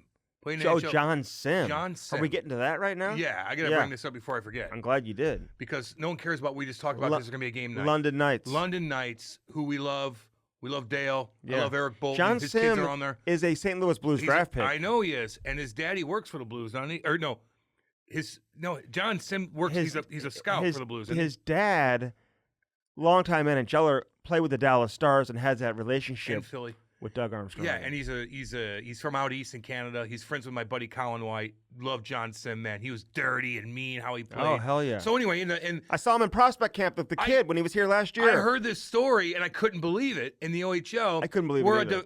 A kid comes up to Simmer and says, "Hey, I'm gonna fuck your shoulder up." Meanwhile, he knows that he's got a bummed out shoulder, and Sim goes, "You ain't gonna do anything, you pussy." Yeah. And the kid tells the ref, and the kid's dad is like. Some sort of hierarchy in the 5 games somewhere he works for the league and disciplinary action in the league, whatever his title is. He's higher up and he makes big decisions. He ratted this kid out for calling him a pussy, and he got 5 games. 5 games. They're going to Memorial Cup, aren't they? Not one. 5 games for calling him a pussy. A pussy. If anything, he's psychotic. Hey, psychotic. David Branch, who I like. All you guys with the Ontario Hockey League. Whoa. This should be nothing more than a 10-minute misconduct. I mean, if that. If that. Pussy, you can't say that anymore? Cam says it every show. Well, I'm with you a lot. Well, you said last week about New Jersey, the players being, they may not want a tough coach. Yeah. You said, Did I get rocked for that? Go hire a what? A pussy. Sorry about that. Like, get out of here, man. 5 games? He's missing the Memorial Cup. Oh, my God. You worked your ass off for that. You got a month long just You got to be able to appeal that. Whoa. So, you know what's ironic? You baby. Whoever that was that did that you're a baby. Yeah. You are a pussy. God, that sucks, man. So people are losing their minds on that. You want to know what's ironic? So, the Ontario Hockey League is offended by that word, and they want to suspend him. Yet, the next day, they hire Craig Berube. Who probably is going to call every player on that bench. Yeah, he is. I don't want to get suspended. But, at some point in time during the course of the season. So that's too much. We fire him, but then they hire Craig Berube the next day. It's just that's hilarious to me, to be honest. How do you think Berube's going to do up there? Okay, listen. What do you think? And I've done a lot of media about this. Yeah, you have. I've been watching. And I love Chief, and I think it's a great hire. First off, for him, and I'm happy for him. And he gets reunited with Mike Van Ryn. We'll see what happens with the rest of the staff and who they bring on board and whatnot, because they got to fix some things. Power play was terrible in the postseason. Whatever. Figure that out. So I'm happy for Chief. First off, they're making a significant financial commitment, significant commitment in terms of the years, and it's a high-profile job. He wins a Stanley Cup. We all know what happens. Okay, he'll be immortalized forever, of course, in hockey history. And I wish him nothing but the best. Now, this is what happens, though, in Toronto. Okay, I remember when they traded for Lee Stempniak and Jamal Mayers, and I love both. Lee's one of my favorite people ever, and Jamal Mayers, close friend of mine. I love Jammer. But when they traded for these guys, and I'm getting calls to do media, they act like they were getting Crosby and Malkin. You know what I'm saying? I mean, it's like, oh, he's going to put us over the and they're good players, right? But we all know at the time when they were there, like, they weren't good enough to win. And right now, I know they had 102 points, but the way that roster is built, there's a serious imbalance. We've said that for several years now in terms of how that roster is built. So my question is, Brad Treliving, Brendan Shanahan, what are you going to do to support Chief? Are you going to give him a roster that he can win with? Because as it's constructed right now, you're not winning. You don't have goaltending, and your defense isn't good enough, and you're not deep enough offensively because all your money's tied into 4 players. So if you expect Craig Berube, the Chief, just to come in and wave a magic wand, and all of a sudden it's going to fix all their issues, and now they're just going to win a Stanley Cup because they got this hard-nosed coach who likes hard hockey. And, I hear from all these insiders and different people who are saying, hey, he's going to bring accountability. And I see the clips where he calls guys out. And, yeah, he would do that. He'd call guys out in the media. Yeah. And that's kind of as far as it went, though, for him with accountability, because one of the reasons why Chief got let go here in St. Louis, and one thing that Doug Armstrong was asking of Drew Bannister, was to bring more accountability to the team from a coaching perspective. Guys aren't playing, they got to sit. Don't be afraid to make hard decisions. And I think that was one area that Craig Berube, I think he believed in his players. He didn't necessarily do a whole lot of that, and he got criticized for that here in St. Louis. And I think people maybe don't know that in Toronto. So to think that he's just going to come in there and he's just going to sit Marner when he's not playing well, or sit Tavares when he's not playing well, he's got to have a connection with his players. Yeah. He's got to connect with his players. I think he's good at connecting with his players. But I think sometimes accountability, that's like an overused word right now. There's only so much you can really do. You're not sitting $11 million players. If you do, you're not doing it very often. And, Bannister comes in, he sat Thomas, he sat Kyrou, he sat Buchnevich, and everyone was celebrating his accountability, and Army talked about it in his post-season news conference of some of the things and decisions he was able to make. That was a big reason as to why he got let go here in St. Louis. I'm just saying. So accountability, yeah, we talk about that. But, again, it's not something that we saw a ton of in terms of what they're expecting from him in Toronto. We didn't see a ton of that here in St. Louis. But he's a great coach, though. Well, maybe... they went to Game 7. They lost in overtime. Maybe he has enough pull and maybe incentive to where they do go over they do make a giant take step. A hit to make a play. Take a hit to make the play. Like win a battle. Like maybe some of these little things that are very eye-opening to everybody else that's watching it, with Marner and whatnot. Maybe it changes them a little bit. And maybe that little bit of change will give him over the hump. Is that going to win him a Stanley Cup without goaltending and defense? Probably not. But it might go a little bit farther, so you might have an extra edge. Yeah. Now, if you fix the rest of it, you're just in a better situation. So I don't know. I'm excited to see how he is going to react to some of these post-game. Yeah. Because he's very cryptic, but he's not. He's a man of few words in his press conferences. Well, if you listen to what he's saying, you know exactly what he's saying. He had control over a couple of the writers here in St. Louis. It was kind of easy to kind of navigate your way through these press conferences. A lot more difficult. Now you're going to have 50+ people probably in a press conference, you don't home trust. And on the road. Kids with YouTube channels. You can't. It's too hard to generate a relationship with the media, I think, there, because there's so many of them. Yeah. So they don't get the same access probably, and they don't get the same opportunity to truly create that relationship that you're able to do here in St. Louis with the players and the coaches. So it's going to be a little bit of a different challenge. Now, a bigger challenge, and I hope that Chief doesn't get overwhelmed. I mean, their traveling party is twice as big as probably St. Louis's. I mean, you got all these nutritionists and the skills coaches and the exercise guys and the strength coaches and the coaching staff and the video guy. I hear it's like a traveling party of like 60 people. That's a lot to manage. You know what I'm saying? I hope he doesn't become overwhelmed with having to deal with the number of media people he's going to have to deal with, all the outside noise that he's going to have to deal with. But at the end of the day, he's making a shit ton of money. It's life-changing. It's a life-changing contract probably that he's signing, even though he's just made money coming off of back-to-back contracts here in St. Louis. He's coached in Philly. And I think Philly can be a very tough market, as we know anyway. Probably tougher than Toronto in a way in terms of how mean-spirited they can be. Yeah. Right? Yeah. It's different. Maybe not quite to the level of Toronto, but in terms of meanness and how... Yeah, but I think for him, though, it suits him better in Philly because you could say something maybe that's a little controversial, and the Philly people don't give a fuck. Right. Where some of these little nerd boys, he's a legendary player there. Some of these little nerds up in Toronto, not all y'all, but some of them might dig into that a little bit more and make just kind of maybe write an article that's talks about how he is in a different way, not really his coaching. Maybe they dig into him a little bit more, and like that's what's going to happen. So that kind of shit. I think it's a great hire for Toronto in terms of the coaches that are available out there. I'd hire him too. I have a hard time not hiring him.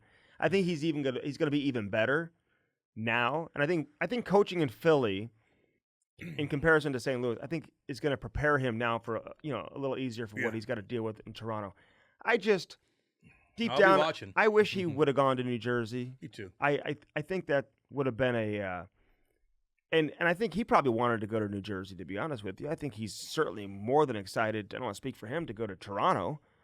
But just considering his house is 40 minutes away from where the New Jersey Devils play and all that, I just think the logistics of it would have been an easier situation for him personally. It's pretty funny, though. And they've got great talent there. And I just would have liked to see him go there. I don't know why Tom Fitzgerald and the Devils were so reluctant to hire him in New Jersey. To me, it seemed like the perfect fit. Maybe it came down to money. I heard Chief was looking for a lot of money. And what is he making? 5? I think somewhere in that range, yeah. Yeah, okay. So what, they offer him 4? In Jersey, maybe? Who knows? It's $1 million a year. Yeah, but he's not the type of guy. I think he would have probably taken a little less to go there. Yeah, maybe. So I don't know. The fact that Jersey hasn't hired anybody yet is interesting. I said last episode that I hear Jay Woodcroft is the front runner. They really liked him when they interviewed him. Yeah. Ownership liked him. Coaches liked him. Although the ownership liked Craig Berube too. I just love Chief, man. He was so good to me personally, man. I root for that guy. I hope he has nothing but success over there. And I hope he's treated properly and fairly, you know? I don't know about that. But and people are asking me, like, well, how's he going to handle they're naming some of these young guys that are coming in? Well, you know what? It's probably going to be a little bit of a different situation for them. They're like, because, Kyrou, young guy. I'm like, well, Kyrou's 25 now. You know what I'm saying? So he ain't that young. No. And he scored 37 goals last year. And he was much better defensively this year than he was last year. So, maybe it was a little bit of a tough situation. Listen, let me explain. Like, a lot of these, and Cam, you know this, man.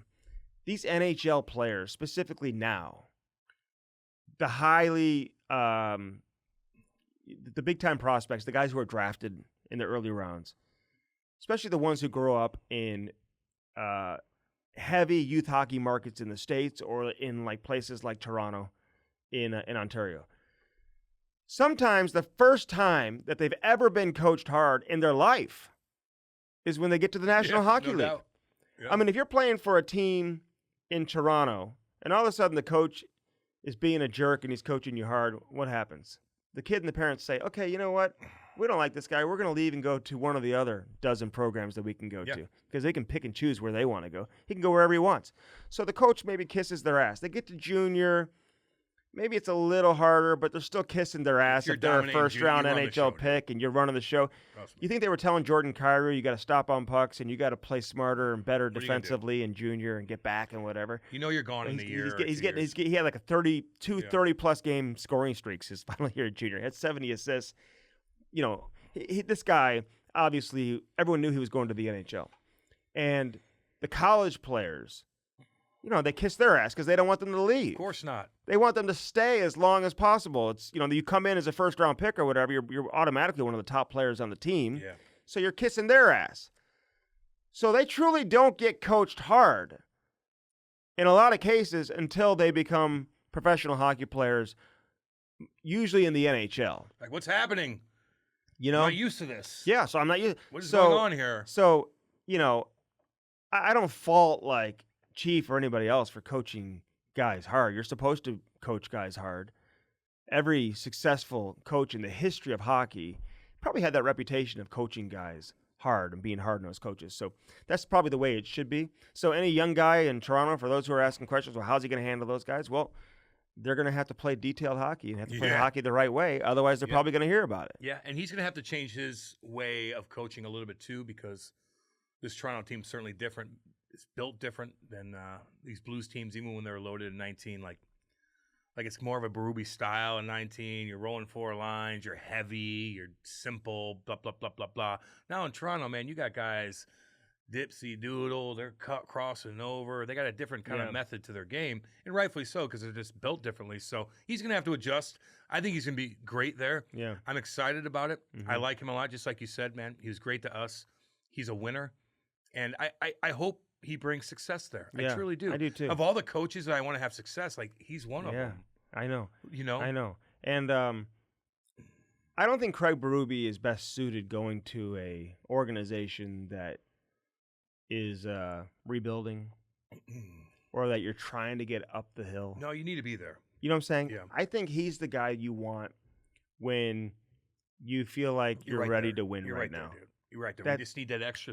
That's when he's at his best. Now, getting back to the goaltending, I love Joseph Woll. I think he's got the talent, but they're going to have to go out and get somebody who not only can be a good, partner for Joseph Woll, but that you can rely on to play for long stretches in the event that Woll's not healthy and whatever. Chief won't have a whole lot of patience for guys who are hurt all the time. I'm telling you that right now. I mean, if you're no coaches should, by the way. If you're constantly hurt, man. You're constantly. That's the most annoying thing for a coach. So you need a legit goalie who can win you games and play for long stretches and even be the guy if necessary.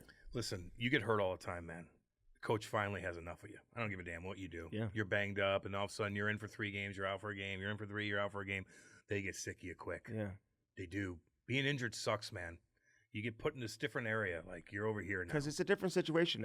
My advice to Joseph Woll would be probably to stay in Toronto this summer and train with their guys and just show your face, do your thing. Show your face, do your thing. I mean, you finally get the opportunity, then you can't even go in Game 7 with a sprained back, man. Man. And I know injuries are injuries. I'm never going to fault a guy for getting injured, but that was your chance. It's your chance, dude. Try to stay healthy. I don't know how you do that as a goalie. I don't know how you do it as a player. You don't think about it, and sometimes you just have the bad luck. But on the other hand, if you're banged up all the time, dude, it's the most annoying thing for a coach. And the GM, Brad Treeliving, he called out like his off-season training program. He said maybe we got to look at that. Yeah, there was a funny video of people are sending out of Berube piss pumping Shanahan. Oh my God, I saw that. Man, it's hard to chirp Shanahan. Shanahan was playing for the Devils, so he was young. He was a kid. And listen, first time with the Devils. I ain't chirping Shanahan. Hell no. Maybe he made some mistakes as whatever the case is.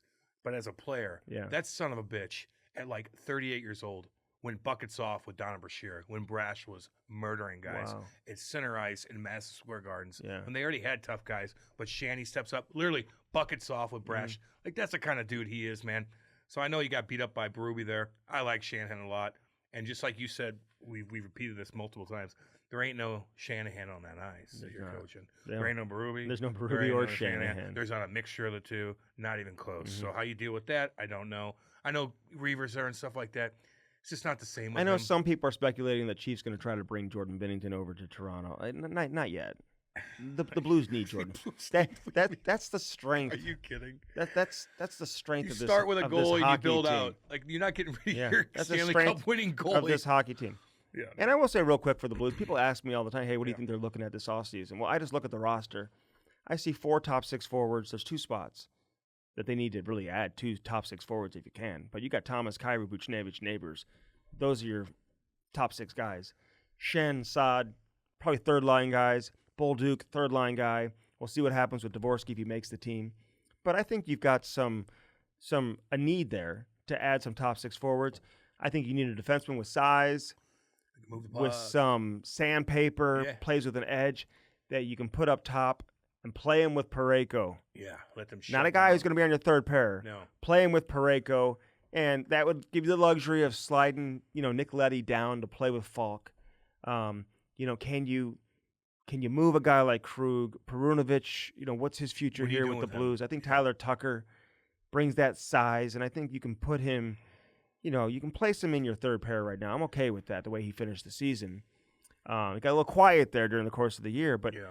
It's going to be interesting to see what the Blues do. But in terms of, people say, well, maybe they'll trade Binnington. Nah, I'd hang on to him. Trade Binnington, get what? You going to get another goalie? I'd trade on to him. I'd hang on to him. That's your one guy that you have, you build from, is you got Benner. If you need Benner to win you an important game, he's probably going to do it. You need him in your lineup. You want to be successful. You need a Benner in your lineup, so why would you trade him? Right. Doesn't make any sense. No.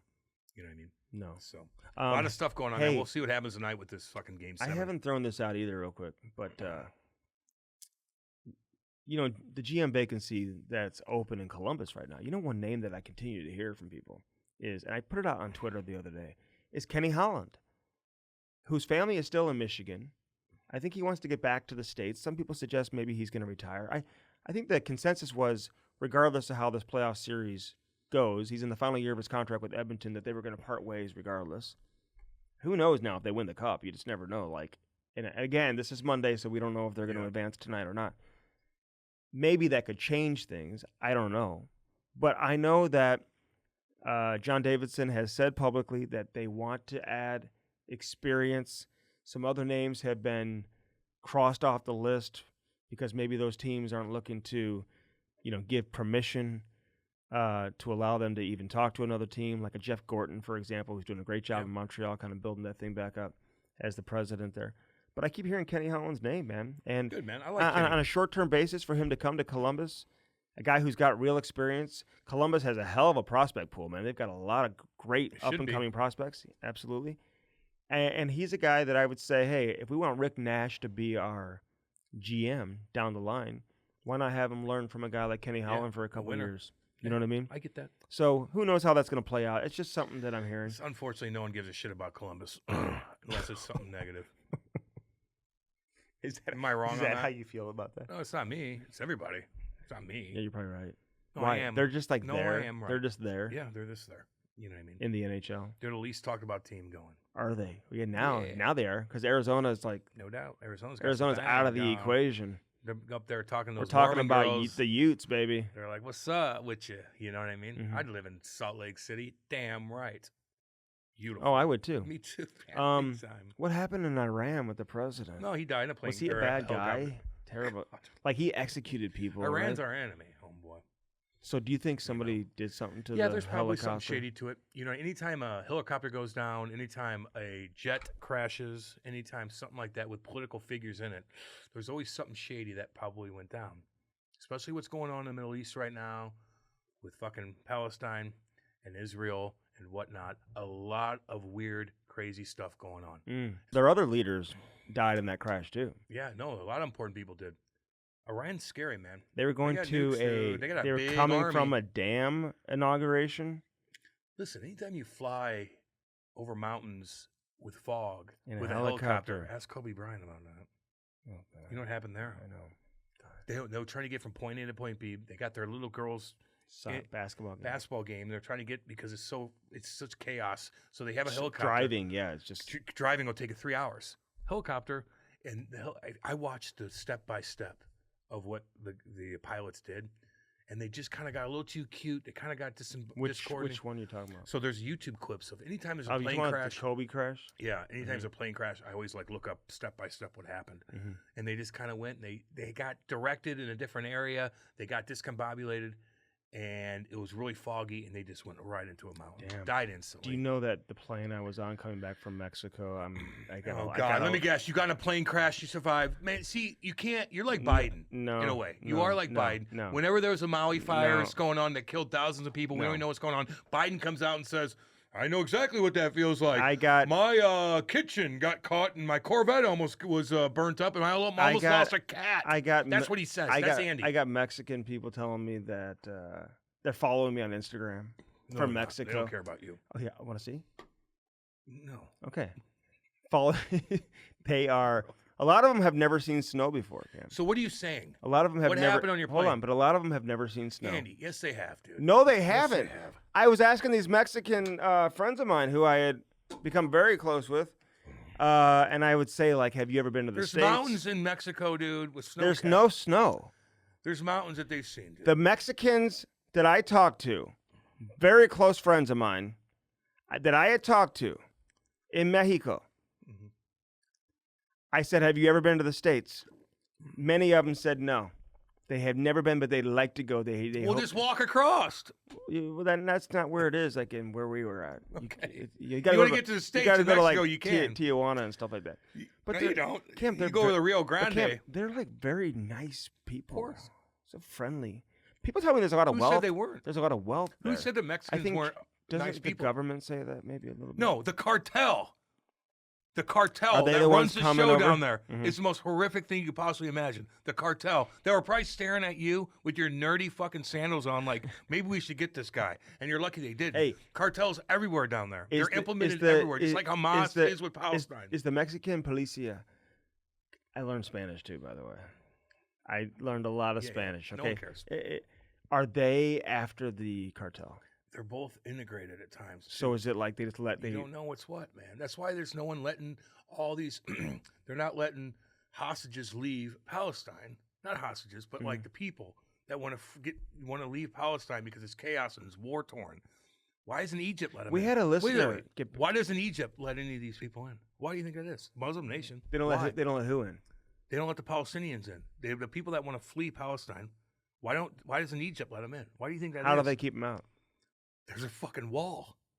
Can you? I mean this in all seriousness. Yeah, may have there's to, We walls. may have to take this out, but No. can you tell the difference between a Palestinian and an Egyptian? Nope. And you can't tell the difference between a Palestinian and an Israeli either. Go to Israel. They all look the same. You can't tell a difference between them. But why do you think Egypt doesn't want any Palestinians in? Why? Or any of these other Muslim countries? Stop asking me questions. Well, and why? just answer the question. Because they know they're embedded with Hamas. Yeah. You can't tell Same the with difference. Egypt. Egypt knows that. Egypt's like, I don't want any of these fucking So guys Egypt's in here. not. They're all, like, hell they, no. They don't like Hamas. No. They're like, we don't know who's what and what's what and who's implemented with We're what. not dealing with No. And Biden's like, we should bring over. Hell that. no. And we bring in Hamas. No, dude, you could. They were talking about it. Dude. Refugees, not from Palestine, So, man. No way. A lot of the close Mexicans that I met, very, very, very, very great people. But on the plane cam, coming back from Mexico, the plane's just shaking. It's called turbulence. It's not that big a deal. No, Not that big a deal. no. You always exaggerate your nerdy no, stories. No, it's shaking like I've never felt it shake before. It wasn't like a. It was like a motor was like rattling or something. The flight attendant. Remember what Chaser said? Always look at the flight attendant. Yeah, when you're- everybody knows that when before you're- Chase just said I know. I Like, told my yeah, wife of that. course, like, I everybody told knows I that. told my wife that on the plane. I'm like, Chase she's talked about probably this, but I'm like, I already knew about this. I already always did You that. didn't anyway. say it then. Yeah. So Because sometimes I don't believe 'cause that you know things. reading the paper, you know. Yeah. She's getting nervous in the back, and she's opening the shade. She's looking down. She's looking down. She's calling the other girl up. I'm like, and they're like, flight attendants, please sit down. I'm That's like, it, oh sure. my god. You're right. You're right. You always have to exaggerate your stories. You went through turbulence, No, and it you was- over-exaggerate everything else. Nothing happened. You don't have to force the story.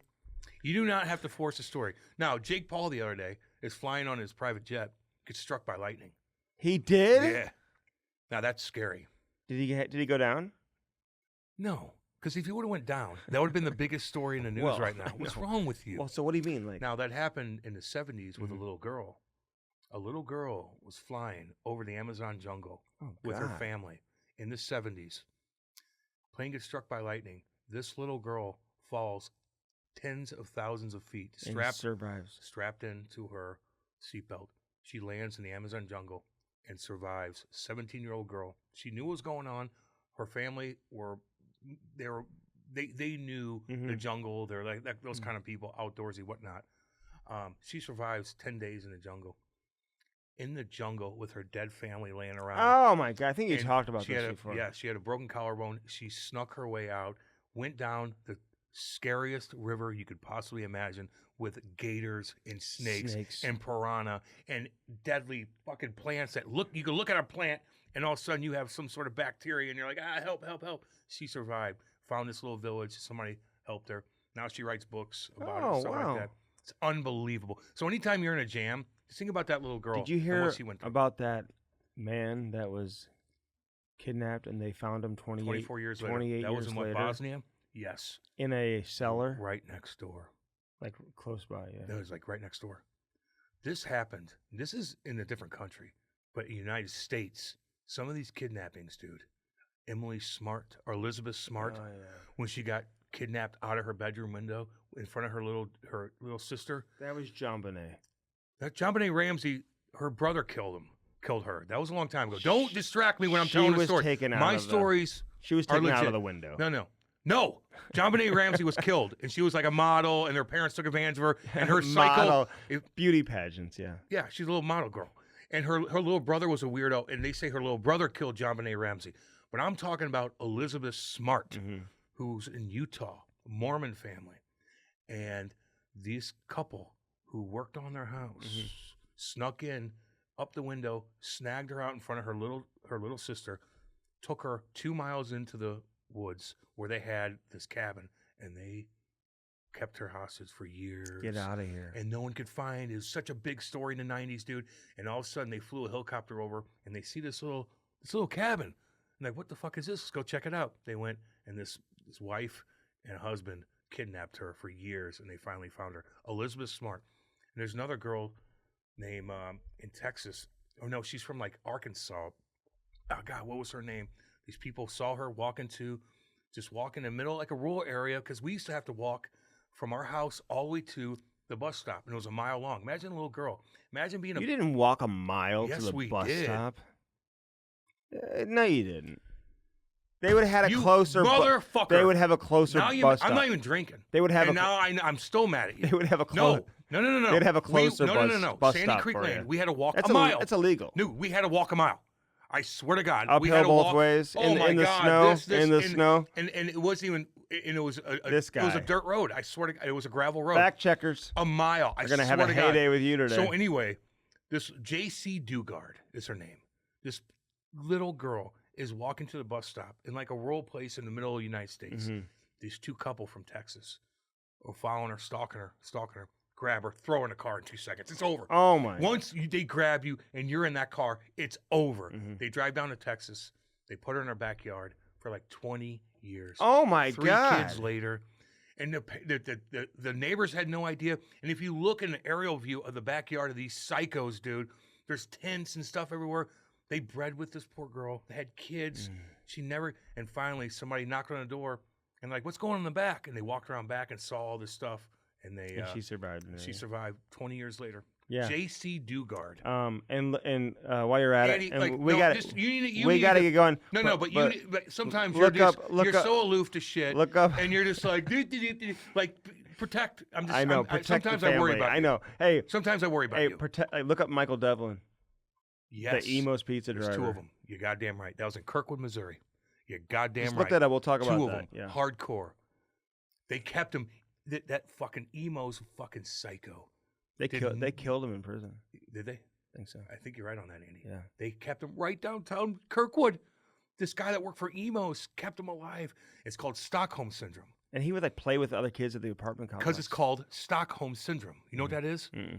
That means it happened in Stockholm in the 70s where this girl got kidnapped.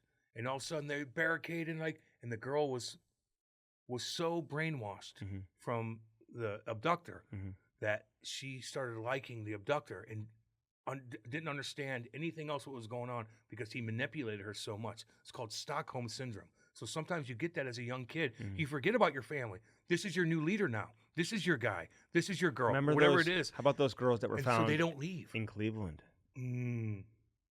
Remember? The 3 of them 3 of them. in the basement. Oh my And they're God. like, look, they could see outside a little bit. And they're like, One ran out of the front door. Yeah. And went And right then- to a black and guy. And the then- guy had the funniest interview Oh, ever. Great interview. And the guy who was abducting him, who would take one of the kids Weirdo. to the park and stuff like that. Yes. He, Stockholm Syndrome. Man. He not one of the girls that he was captivated. Well, the girls are probably But like. they had a baby or something like that. I know. He hung himself in prison. Because that's how I look at Andy. I'm like, if I kidnapped Andy back in the day, like I would get you would obey me like no other. I would brainwash you so fast. And his last name was Cruz, I think. he told the judge, like, I'm not a monster. No, blah, you're a blah. monster. You're the devil. You are a real life monster. Those guys are real life monsters. All right, we dude. got to get God, to. sorry about that. No, but just we got to get to Robert Thomas. All right, yeah. You Which think is fueled by was First Form, he Cam, nervous? and firstform.com. Yeah. First Form, baby. I'm jacked up on that. Cam's drinking the energy drink today. Look at this. I got these bad boys right yonder. I got this thing. I'm crushing it. Mm-hmm. I can do push-ups right now. Do you know I brought bars and fruits and greens with me? Were you allowed to go through customs with that? They let me. Although they did search through my suitcase and stuff. On the way in, Cam, to Mexico, they like randomly tell you to keep walking or go into this room. Scares me. And I was like, "Oh, you want me to go in there?" I had a carry-on, so we hadn't gone to baggage claim or anything because I had a carry. They just do my suitcase, and they're going through like my clothes and everything. They're probably like, "Should we get him? Hey, amigo, should we get this guy?" So a guy, one of our listeners who reached out to me said, "Hey, listen, he lives in Mexico," and he said, "They will just make things up." Well, yes, especially you. They look at you like I'm gonna take advantage of you. He could have pulled out a bag of cocaine and put it in my suitcase, dude. I know. That's what scares me. I'm like, did I leave anything in here? Like maybe like a, like a little vape pen or something. Hey, the immigration on the way back. Just pay him off. Okay, the immigration on the way back. Just pay him off. On the way back. Right through. On the way back. Yep. They Yeah. I was like, they hated Laurie. This woman. Was Lori like, "Hi Yes. everyone"? Let's kind of like move along, Yes. Americano. So they had her take our picture, and Laurie's like, "I don't even know why I smiled at the Hi. picture." She's And talking she's to like, everybody. "Here's your passport." Yeah, Like, like, just, get out I'm of like, here. "Laurie, they hate you They right hate now." you. She's like, "I don't even care." Yeah. They don't hate you. There's other But places. they won't smile. If you travel some other countries, Yeah. they'll legit hate you, especially if you're a Top woman. 5 First Form items, go. Cam's list. The electrolytes is my number one. I get up and I make a Strawberry's so good. little. I get up and I lemon lime strawberry, boom boom. I crush that bad boy. I'm like, what's up? I'm ready to fucking take the day and 2. put it in my back pocket. 2. Right yonder, these bad boys, they're dang good. I like the beef and cheddar. 20 grams of protein, makes you horny, all good, makes you feel alive. I could crush this bad boy without having being full. If I go and eat a sandwich before I come in here, I'm like, ugh. This keeps my energy going. It coats my stomach enough. 3. The third for me would be probably the protein and Level 1. level 1, and it's the red velvet cake. It's good. It's dang good. Cake. Yeah. It's good. It's red velvet cake. I got ice cream sandwich It's right now, dang which is good. so good. Dang good. Yeah. 4. Man, I gotta admit, it's their clothes, dude. Their clothes are fantastic. So good. I wear them How everywhere does this I shirt go. Look good on you, Yeah, dude. yeah. And even Andy, with his kind of goofy body, those shirts look good on him. Mm-hmm. You know what I mean? I'm a lot bigger. They fit me pretty dang good. They fit everybody good. My dad, who's in a different stage of his life, who's on Facebook. Oh God, Okay, we'll talk about that now in the close. In the close. my poor dad. Like, I thought Cam was posting the pictures. no, for I'm us. not. I gotta tell Okay. him. 4. 5. I just told you everything. No, 4 was closed. The fifth one would probably be, I'm gonna say their app. Oh, I'm gonna- nice. Because man, you could eat all their food. You want their energy drinks. This is up there too. Don't get me wrong. You want the level 1. I get all that. Yeah. But in order to like know what the hell you're doing with workouts, you got a guy like Nick. Yeah. If you look at the guy, you're like, I'm listening to everything you're saying because I want to look like you. Like Andy's telling you how to work out. You're like, go fuck yourself. But Nick on the website, Yeah. on the app, will show you what he's eating, how to work out, all that stuff. You got to check out their app. It's unbelievable. First Form. Their First Form app. If you don't know what to do after you look up their app, then I don't know what to tell you. They give you every kind of layout. It like tells you. It's like, Tells you exactly It's like what a to do. navigation system. Yes. It's All a right. navigation You system. got to use our link, firstform.com/Cam and Strick. Use it today. Use our link. Dang right. Firstform.com/Cam and Strick. Do it today. Say hi to Nikki boy. Nikki, what's up, baby? What up? And Wriggles. Wriggles. What's going on, baby? Sal, Andy, love all you guys, man. Illinois Recovery Center, Cam. Ooh, baby. Ooh, baby. I had a guy the other day text me. He goes, man, I got to get a hold of Chrissy. He goes, my buddy ain't doing good. Really? He ain't doing good. And I got to put my gosh dang foot down. Did you make the connection? Hell yeah. You're damn right I did. I got to put my foot down with my buddy because the hardest part is getting in. Is for him, the patient, to accept that you have a problem. You have a problem. Here's the next step. That step is the hardest step. Once they're in there, boy, oh boy, you are going to get worked on. Yeah. And you're going to become a man again, and you have your emotion back again. It's right there in Swansea, Illinois. It's easy as hell to get into. It's easy to call up, and they'll talk to you about everything. They have a bed waiting for you, the insurance, all that logistic bullshit that you have to deal with. It's easy. It's easy. That's the hardest step. And once you're committed, man, you're going to be like, thank God I did this. I could see the look and the feeling in their face when I talk to these patients. I know exactly where they're at, whether they're 2 days in, whether they're 2 weeks in, man. I could tell the difference, and it's a dang good feeling, man. And that's why Chrissy and Eric Conley, when they're there and they're talking to the patients, they talk to them like they've known them for 18 years. They know exactly what's going on with you, and they're going to help you. And it's a great feeling. How are the beds? When they're comfortable as hell. But when you leave there with a smile on your face and you're like, I am ready to conquer the world again, it's such a damn good feeling to Eric Conley and Chrissy Bondoff, man. Puts tears in their eyes. That's how much they care. Illinois Recovery Center. You're crying. Oh, man. Well, drink that water, boy. IllinoisRecoveryCenter.com. Dang good today. 800-793-0471. Yep. 800-743-0971. There it is right there, baby. There it is. Call them today. Call them today. Hat launch. We're going out there this week, man. Are we going this week? Yes. Let's go. I want to see how they do their bit. How are you making all this They're stuff? moving into a monster facility. They're blowing up, dude. They're the real deal. That's why. Like, to be able to like set up a company like that, and for them to get where they're at right now, they're doing something right. They got damn good stuff, man. They made these shirts in 2 seconds. How much do you love hats? I love hats. Well, I'm bald. Oh. You know. Do you think that made you bald? No, I think. Are you bald? Is that what you say? Yeah. I'm bald. Or do you have thinning hair? No, I'm balder than goddamn. No, bald doorknob. is like completely bald. No, my hair sucks. Okay, it is what it is. That's why I wear hats all over the place. I used to not wear hats at all. When I went out and party, when I was playing for the Blues and stuff like that, when I had my curly cools, You wouldn't wear hats. Never wear a hat, man. I want to show my face off. You lost your hair that late in life. Yeah.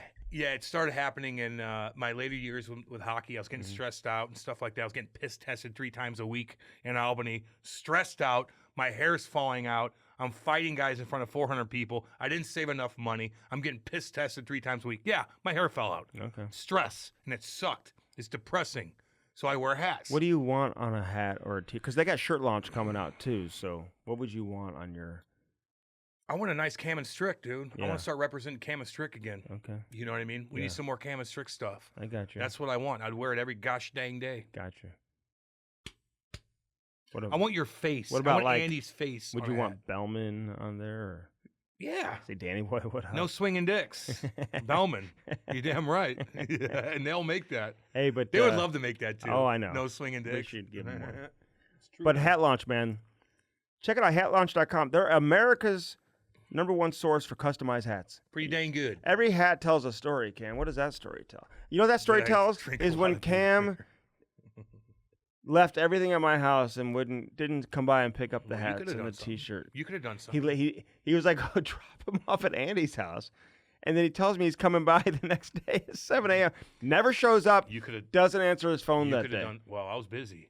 I was in Mardi Gras in front of 100,000 people, waving and doing. So that hat tells me you dropped the ball. Hat tells me I drink a lot of beer.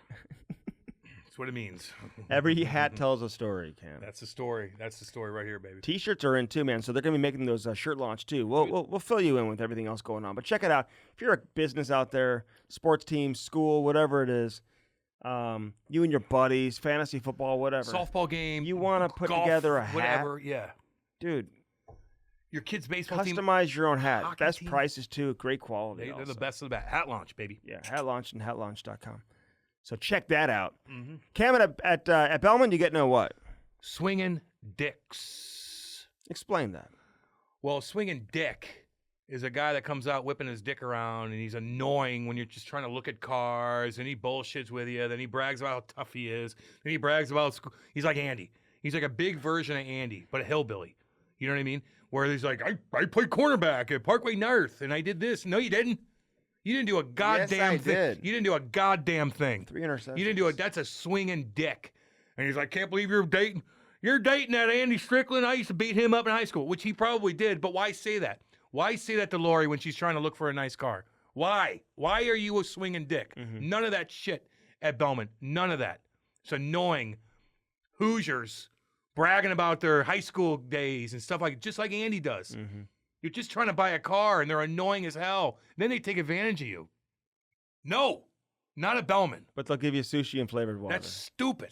That's a stupid I'm thing. telling you what they find something. No, that's why what do I have so many things? Dude. Like we're making shirts about stuff I say, and he can't figure out a damn thing that makes telling sense. you Find a good shtick, dude. What they give you. God damn. At they Belmont, don't do that. They've got the Buick GMC on one side of the street cam. On the other side, Chrysler Dodge Jeep Ram. I'd take a Jeep right now in this weather. Oh yeah, top off, I have that doors time. off. Cam wants a pink Jeep, small wheels, soft no, I top, don't like- 2-door I don't, but if you want to get your with lightning if stripes you across want to it. get your daughter that's cool. But I will say those Jeeps, man, like you go down the highway, and that doors are off, Oh, are you and nervous? the top's down. I'm like, ugh, oh my god. That's not the case. Yeah, with me. it Maybe is. for you. Yeah. Chrysler Dodge Jeep Ram on one side. On the other side, Buick GMC Cam. Don't knock those Buicks. Dude, I'm not. They run like Cadillacs. Where are they dude. located? In Troy, Missouri. Troy is very historic back in the day. I heard about that. I think it's in modern day Turkey. Really? Yes.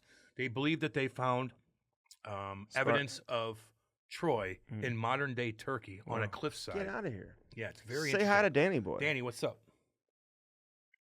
Say hi to Danny again, will you? Hey, Danny. And Dale?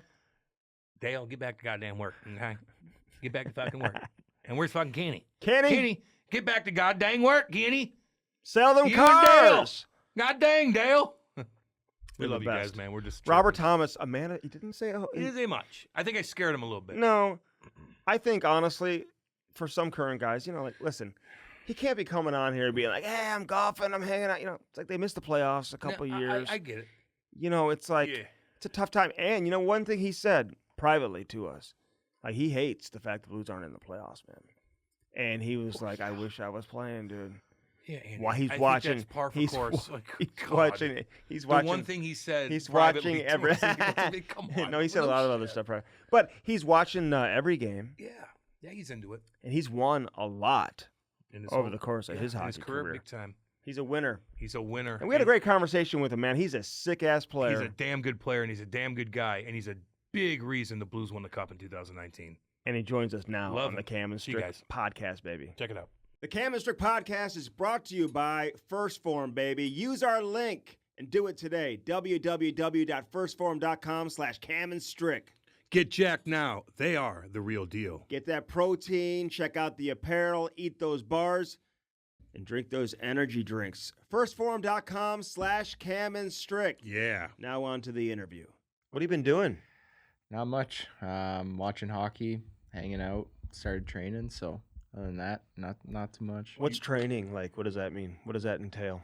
Okay, for Cam won't know. He needs to. Yeah, just actually- more getting back into workout shape. I Mhm. think it's different than playing shape. So yeah, it's been tough, getting real sore, and been slow moving the last couple days. But it's nice to be back in the gym. Like heavy lifting, like let's get some muscle tone back. Don't worry about cardio right now. Let's get our muscle going, kind of Pretty thing. much, yeah.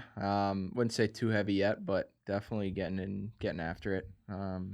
Watching the playoffs definitely helps with motivation. So Makes you mad. after doesn't it? watching some games, yeah, you go in there and pump some iron. What team do you like watching though? Is there a team? Like, is there a game on your side? All right, I'll watch this game. I mean, to be honest, I've watched every single game. Yeah. I think I've missed like 2 games in the playoffs so Mhm. far. So I've been loving it. They've been some good series and some good games. And just as like a hockey fan, it's been really exciting to watch. So you stay up and watch the late games and everything? Yeah, I usually doze off in the third period. Yeah. But sometimes I wake up and it's overtime and I'm watching. So it's been a blast. You're dozing off when you watch the best player in the world, McDavid, because he's on at 10:30 at night or whatever. But yeah, that part It sucks. sucks, man. It starts at midnight. No, it Yeah. sucks. Usually they got a couple points in the first period and I know how the game's gonna go.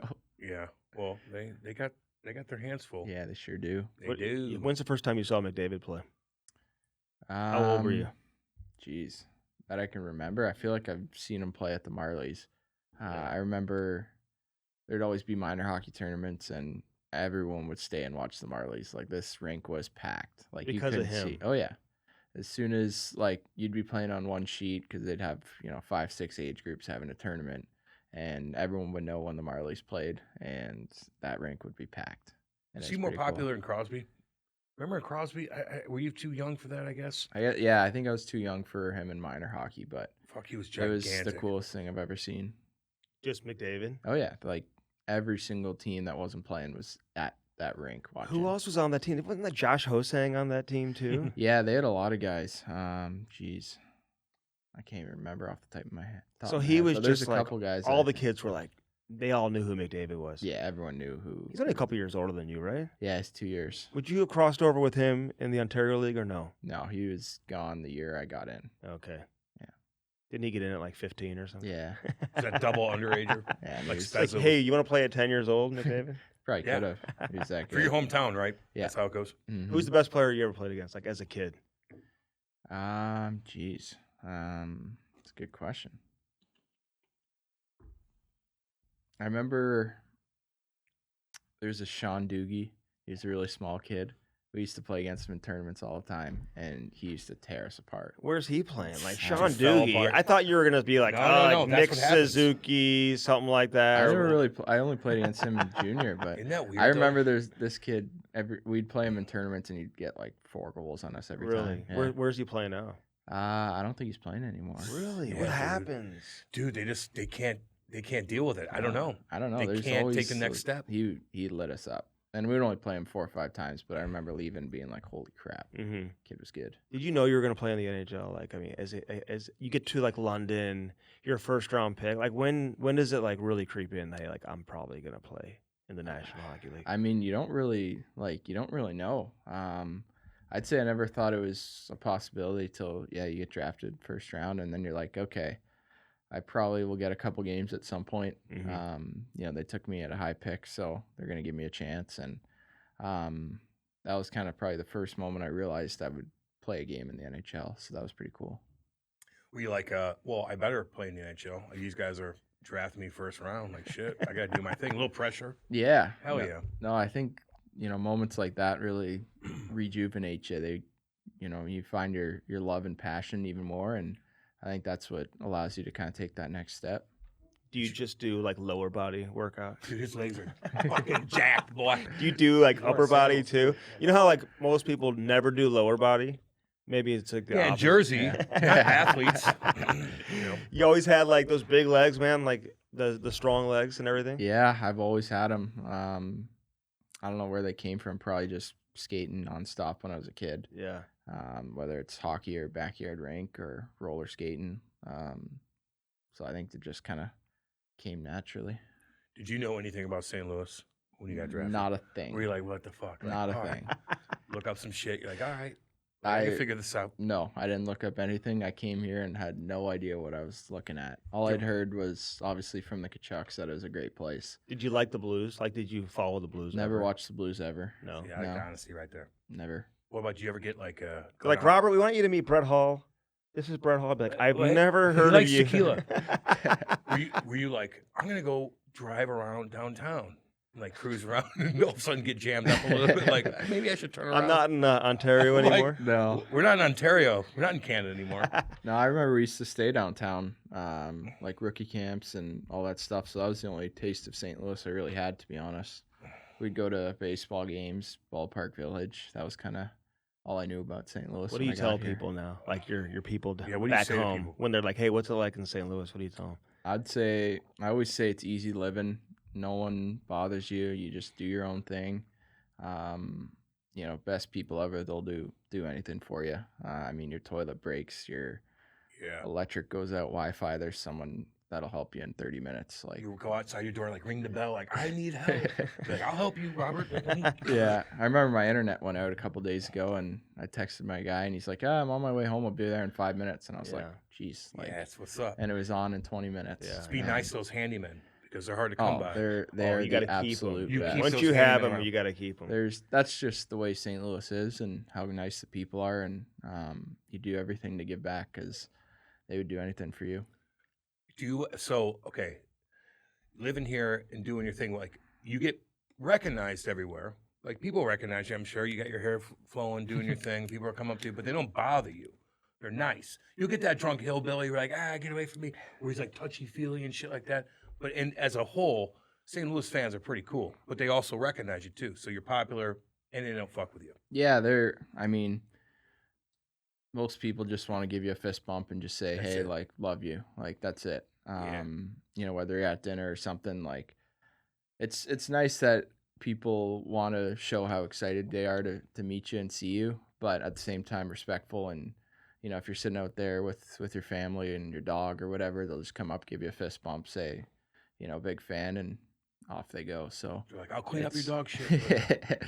I wouldn't want them to do that, but yeah, it's an awesome place to Are play. you a big video game guy? Yeah, I used Have to you be. won like tournaments and stuff? I've won one with the NHLPA one, but other than that, I used to play a lot more than I do now. Don't play as much, but still every once in a while, you know, I jump on and get after it. Do you bring it like on the road with you? No, I 'Cause don't. some guys do that. Yeah, I would say some do. I think especially during COVID when you weren't allowed to do Oh, yeah. anything. Oh God, yeah. I think everyone used- bubble? yeah, Oh God. everyone. Sorry to bring that up. I know it's a touchy Bacteria one. bubble. But no, I think now that we're, you know, back going, no one really brings it anymore. Do you ever play hardcore games like Bloodborne or no? I'm dead serious on that. anymore. Nobody's playing that. I played hardcore games where you create that character, you go to these different levels, you have to read about different shit, or are you just NHL 24? I wouldn't say I'm hardcore. I'd say, you know, Call of Duty. Yeah. So multiplayer. Yeah, I'm right. like a battle royale guy. Okay. I like that. What does stuff. that mean? It's You played like- against other people. Yeah, Oh. yeah, and there's a lot of the games now they have like you drop in with like 150 people Mhm. and it's just last man standing wins. You get shit kicked. Yeah. Do people know they're playing with you? Like, No chance. No? They're from No. India and stuff, dude. Oh, really? Fuck yeah. you have they're from you everywhere. have your gamer tag and you just go on and it's great. Like it goes back to when you're a kid and you're on the mic and You're talking to these guys? Oh yeah. Oh, yeah, dude. If You're you a if you team. die, like sometimes you can hear them for like 5 seconds. They're screaming at their buddies or they're Oh screaming my at you. god. Do you ever talk shit and be like, oh, I got chill. Not tonight." really. All I'm not much of a shit talker, but I enjoy getting shit talked. Are It's you a fun. shit talker on the ice? Not really. I No? don't think so. No, I don't really say much. I kind of have a more dry sense of humor. Mhm. Sometimes they get my jokes, sometimes they don't. Is what it is. Who talks the most shit On our team, in general? Oh yeah, go Yeah, start on with the the Blues. Blues. I'd say Walker. Yeah, all right. He loves Big to legs, see- motherfucker. Oh yeah, Gigantic. yeah. legs. He loves to go at guys double his size, and then when he has someone his size, it's hilarious. He would always yell at them, tell them they're short, and it's funny. He's hilarious. It's good to kind of make fun of you. Chirp yourself, too. You know Yeah. what I Oh mean? yeah. So they have nothing back at you. Like, Yeah. I already know that. I just chirp myself. He's great. That's funny, man. I think he's hilarious. So who talks a lot around the league though? Are some guys like funny when they chirp and you're just kind of, that's actually kind of a funny one. Yeah, sometimes you get a kind of good laugh. I remember that Sherwood on Nashville was chirping me a lot. He was loud when we played him. Yeah, Yeah, your but what does he typical say guy. to you, though? Like, what's he saying? Stop passing so good. Why are you passing without looking? No, he was ripping me all game. It was funny, but like Doughty talks a lot. Yeah. There's a lot. It's honestly the most fun when you play against your buddies. Yeah. 'Cause, you know, you're coming up to hit them and you yell something random at them, and there's a bunch of fun stuff you can kind of do out there. Do you think Brady's like a psychopath on the ice? Just crazy. Like he's a world championship. He's like wanting to kill Does he these need to chill Slovakians. out? No, He's like it's like the Stanley Cup final. Yeah. You know, in Game 2 of the World, He's and that's awesome. what you love about him, man. It's like he's treating the Stanley the World Championship like it's the playoffs. He's man. fair, He's letting dude. it out. Oh yeah. You see his comments between periods. I did. I wish they'd let us fight. Yeah. It's like playing Quebec, Team Quebec. He's funny. I got him right now because there's a clip this year he tried to blow me up in St. Louis, and he didn't think I saw him, and I reversed him, and I got him, and like he almost fell, and I got the I don't have the clip, but I know it. It was in the second period D zone. He tried to blow me up, and I got him good. So, With the reverse. oh yeah, I'm holding it over Shoulder him. or butt? Shoulder. Yeah, dude. Yeah, Stick him he's right in coming the right sternum. after me. He loves to hit me. So, But he does. oh yeah, So you don't feel like when he's coming at you, like he would like let up on you. no, not at all. He's Way. going. He might even go harder. Yeah. Yeah. Yeah. Is he one of the harder players to play against? He's definitely hard. He's coming Yeah, after you, and yeah. even if you're turning behind the net, you don't know where he is. He might be right in your face. Yeah. trying to blow you up. Who So. pisses you off the most? Like someone that's hard to play. He's just always in your way. He's always bumping you, always hitting you, whatever. Give me somebody. I'd say I always hate playing Carolina. I think that Stahl, he's obviously been around for a while. He gets away with some stuff, and he's just always in your way, grabbing you, poking at you, hooking you.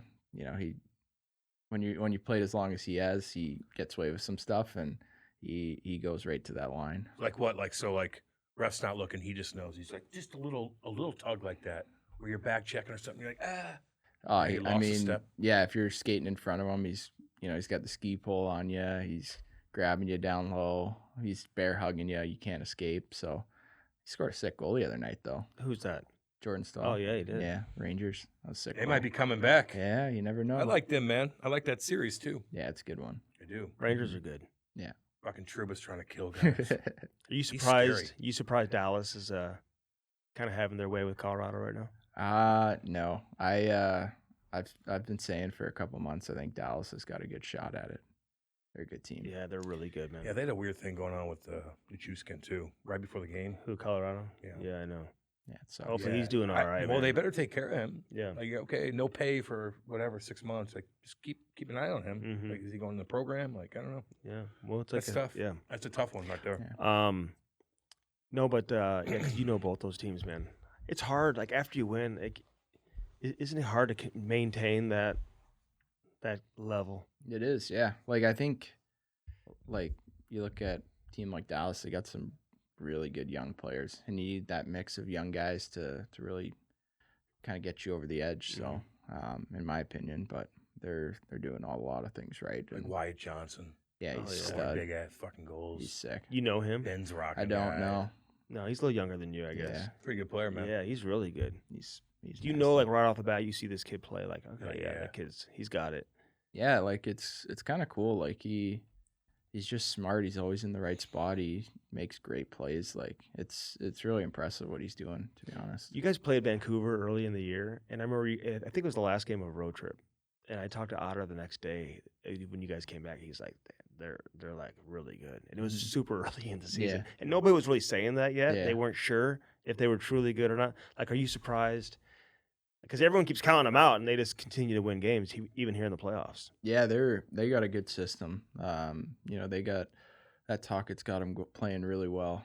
They play as a team. They got a good balance of toughness and skill and speed, and they play so fast. Like if you're looking at Edmonton, like they're a fast team. Like they got Mhm. fast skaters, but when you watch, like Vancouver almost looks faster. Yeah. Like I don't know how to describe it other than they just play fast. Mhm. And yeah, I remember that game. We were playing. I think we played Calgary the night before. It's like a 7 o'clock, 6 o'clock in van the next day, and you're just screwed from the start. And they came out flying, and we didn't stand a chance. Yeah. They got up by 2 on you. Yeah. I was on that Right trip with away. you guys. Yeah. You think that Dakota Joshua was a good, like when you had him here in St. Louis? Like, are you surprised by the offense like he's showing? Like he's playing on their top 9 now. Yeah, I mean, you never really know, to be honest. I'm happy for him. He's a great guy, works hard, and yeah, I mean, every situation you get into, like guys play differently, and he's obviously played amazing over there, and a big part of why they're a good team. Yeah, he didn't do much here though. Remember No, watching I him, know, dude, he didn't, different like- role though, and like, well, he yeah, just I guess figured he it earned out. his role there. He just I figured don't it know. out. Yeah. Sometimes you He's a good career it kid. too, though, man. I like Dakota, and well, everybody careers it at some point. Like, is this like a career high for him, or is he going to be consistently? He's in guy the who right spot every scores time. I feel goals. like. He is, yeah. That line plays well together. Sometimes it's the line, and get on a roll, and But you left there being like, okay, they're a legit team. yeah, oh yeah, for sure. So you Oh, get to like Heiskanen, Makar, Quinn Hughes. Like, are they all similar, or are they completely different in terms of playing against them, trying to catch them, and trying to defend against them? I would say offensively, yeah. I'd say for some reason Makar always blows me up once a year. Really? He gets me somehow. With a And hit. Oh, with the physical, with a hit, hit. yeah. hit, really? He throws the body around He does more than people think. He loves to. He's like skating backwards and kind of throws the back hit into you, kind of like the Cronwall he tries to do. Comes down the wall on the You're the coming offensive down the blue wall line. and he pops you. Yeah, he's done that to me I think the last 3 years, one time every year. He's so And, athletic, man. Yeah, so I would say, I mean, they're all pretty similar. The way they move the puck, skate, you can't stop them on the blue line. They're just deking you, and they get shots through. So, pretty impressive players. So who hit you the hardest? Was it like Krug and 19? No, that 'Cause one that's a actually wasn't that He had no bad. helmet on. Like, it blew up everywhere. Everybody's watching. He had a running start too. Yeah, Well, skating start. Yeah, exactly. that one was pretty good. Honestly, McCarr's gotten me. He's the one guy that gets me. I don't More know than what it is. like big time hits. Not Or big sticks time, you but where you're like, they hurt. They Yeah. hurt. So Do you like to reverse guys? I know you said you did it on Brady. We had Adam Maltz on last episode, and he's like, you got to learn how to reverse hit. Like, you see the guy coming, like, don't let him hit you for a free hit. yeah, Stick No, your I- shoulder right in his sternum. I'd say the more like not big ones, like subtly, like a lot of times down low when you're going to get the puck or puck's coming to you, like if you don't reverse them, you're not going to be able to make a play. So Oh, man. creates all the space. Who taught you how to reverse like that? Was it Steiner was good at it, man? Yeah, he was. Yeah, he was good. Honestly, ever since London, like they kind of taught you that a little bit and how to create space for yourself. I think Matthew was awesome at it. He's Yeah. always been really good at it. Yeah. He's a little more violent, but yeah, I think watching him in junior, I really created how much space he could create because he can't skate that well, but or didn't back then. Clip but that off. he's gotten a ton better. Yeah. But he used to create more space than anyone, and it's from that. From his physicality, Yeah. and like reversing guys and hanging on the pucks and Oh, all yeah. that.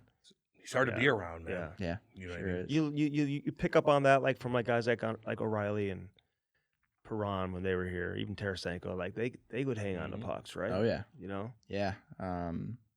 So important holding on to pucks. Like as much time as you can get in the ozone, you're going to be a winning team if you do that. So, there's those little skills a lot of people have are really important. Dude, you got the puck a lot, man. Like, I think you invite, like, come at me. I'm going to spin off you, motherfucker. I'm going to make that little sauce Yeah, I'm pass, going this baby. way. Yeah, Like, well, yeah, I'm going yeah, that way. Come hit me. I'm going to spin right the I fuck love off the you, puck. man. You got Love the the puck puck. the whole Yeah. goddamn game, dude. Yeah, you need it. Damn right. You feel like defensemen kind of pick up on that. You have to like constantly adjust your game. Like, when you're pulling up those cutbacks, like you're so known for, like this year, like do you feel like you have to make adjustments like every year? Because like these defensemen, man, they're all so smart in terms of how to play you guys. Yeah, I would say honestly the last couple years, like the D zone systems changed, and it took a little bit to get used to. Like even if you cut back and beat a guy, like there's another guy right in your face. So Yeah. it's like you almost have to change your game a little bit. I feel like I had to change kind of sometimes on my cutbacks. Just when you do it, you just run into someone, you can't make a play. So it's like more so just moving the puck quicker. You find that because like fewer teams are playing man to man and all that. Is that what you're saying? Yeah, it's all zone. Like if I'm trying to spin off someone and there's contact, like as soon as someone sees contact, the other guy's going, and it's hard to make a play when you're spinning and there's another guy coming right at you when you have one on your back already. So What about like spinning off a guy and you see him and you spin back around? Like I see you do that all the time too. Like I'm going this way. No, I'm not. Come back Yeah. this way. yeah, I mean You're clever, you dude. try and create as much space Yeah. as you can. You hate Oh, it yeah. when people tell you to shoot more. You got to shoot the puck. You are shooting the puck. Yeah. Yeah. Now this year you did. Goddamn man. right. No, I definitely know I need to shoot more, but it's always fun setting your teammates up. Like Yeah. they do so much to get you to where you are, and it's nice to kind of reward them a little bit. I steal your line all the time with my kid and all his teammates. Because didn't your dad tell you like an assist counted as 3 points or something like Yeah, that? we always used to do assists or 2 points, goals or points. 1. Yeah. That was the thing growing up. So like, Robert's like, hey, I finished with 235 points this year. It's like, well, Oh, my yeah, assists Greta. count 2 points. Like Yeah. my points count as 2 instead of 1. Yeah. So what did he say about that? Was he like, the reason for that is you need to have the puck and you're creating everything. So 2 points if you get an assist because you're the one making Be the play. unselfish though. Yeah, I right? think it was more being unselfish. He always wanted, guys to look out for their teammates and try and help each other out. And I think that was one way to do it. Like, you're playing minor hockey.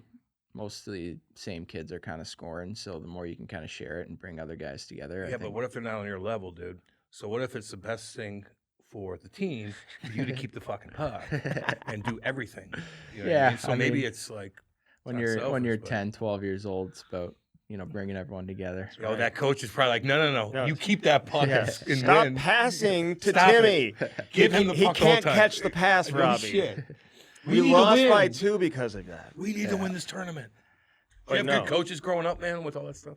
Yeah, a lot of dads with guys on the team, but everyone was. I mean, I loved them all. They were great. It was more about building kind of like a team culture. Like I'm still friends with a lot of guys I played with, and still see them all summer, golf, hang out, and I think that's more what we wanted to do. Like, you never thought you were going to play in the NHL, but if you can make some friends and some teammates that you stick with through high school and growing up, and that's kind of the main goal. Yeah, you want to make that money too, dude. Well, yeah, Because it's fun to have friends growing up. Let's be honest here, okay? But eventually they're going to get married and they're going to do their own thing. yeah. But you're in a good Yeah. spot, man. Oh yeah, You know what I mean? I'm Yeah. not complaining. No, he's in a great Yeah. spot. Hey, getting back to like you shooting more and whatever, like you kind of really like patented like that wrist shot, like Oh, you yeah. kind of pull it in Matthews style, but you're getting your shot off more like putting yourself in spots where you can shoot the puck. Like, has Adam Oates helped you with stuff like that? Haven't you worked a little bit with him, or no? Maybe I'm wrong about Yeah, that. no, I've worked a lot with Yeah, him. you said it. And he You're did, good. but like I was like, You're I don't good, know, I Andy. wasn't sure if like, yeah, you have been, but the stuff like that, like what's contributed to see. you, creating more chances for your, to get your shot off. Shooting, I think it's all mindset for me. Like you'd get in the slot and you'd be looking to pass, and then by the time the passing option's not there, you're too late and you can't really get a shot off. So I think it was just more just thinking if you get the puck in, whether it's the house you call it or the triangle or kind of in that big scoring area, you're looking to shoot, and that was kind of my mindset going into the year, and I think that's what created a lot more.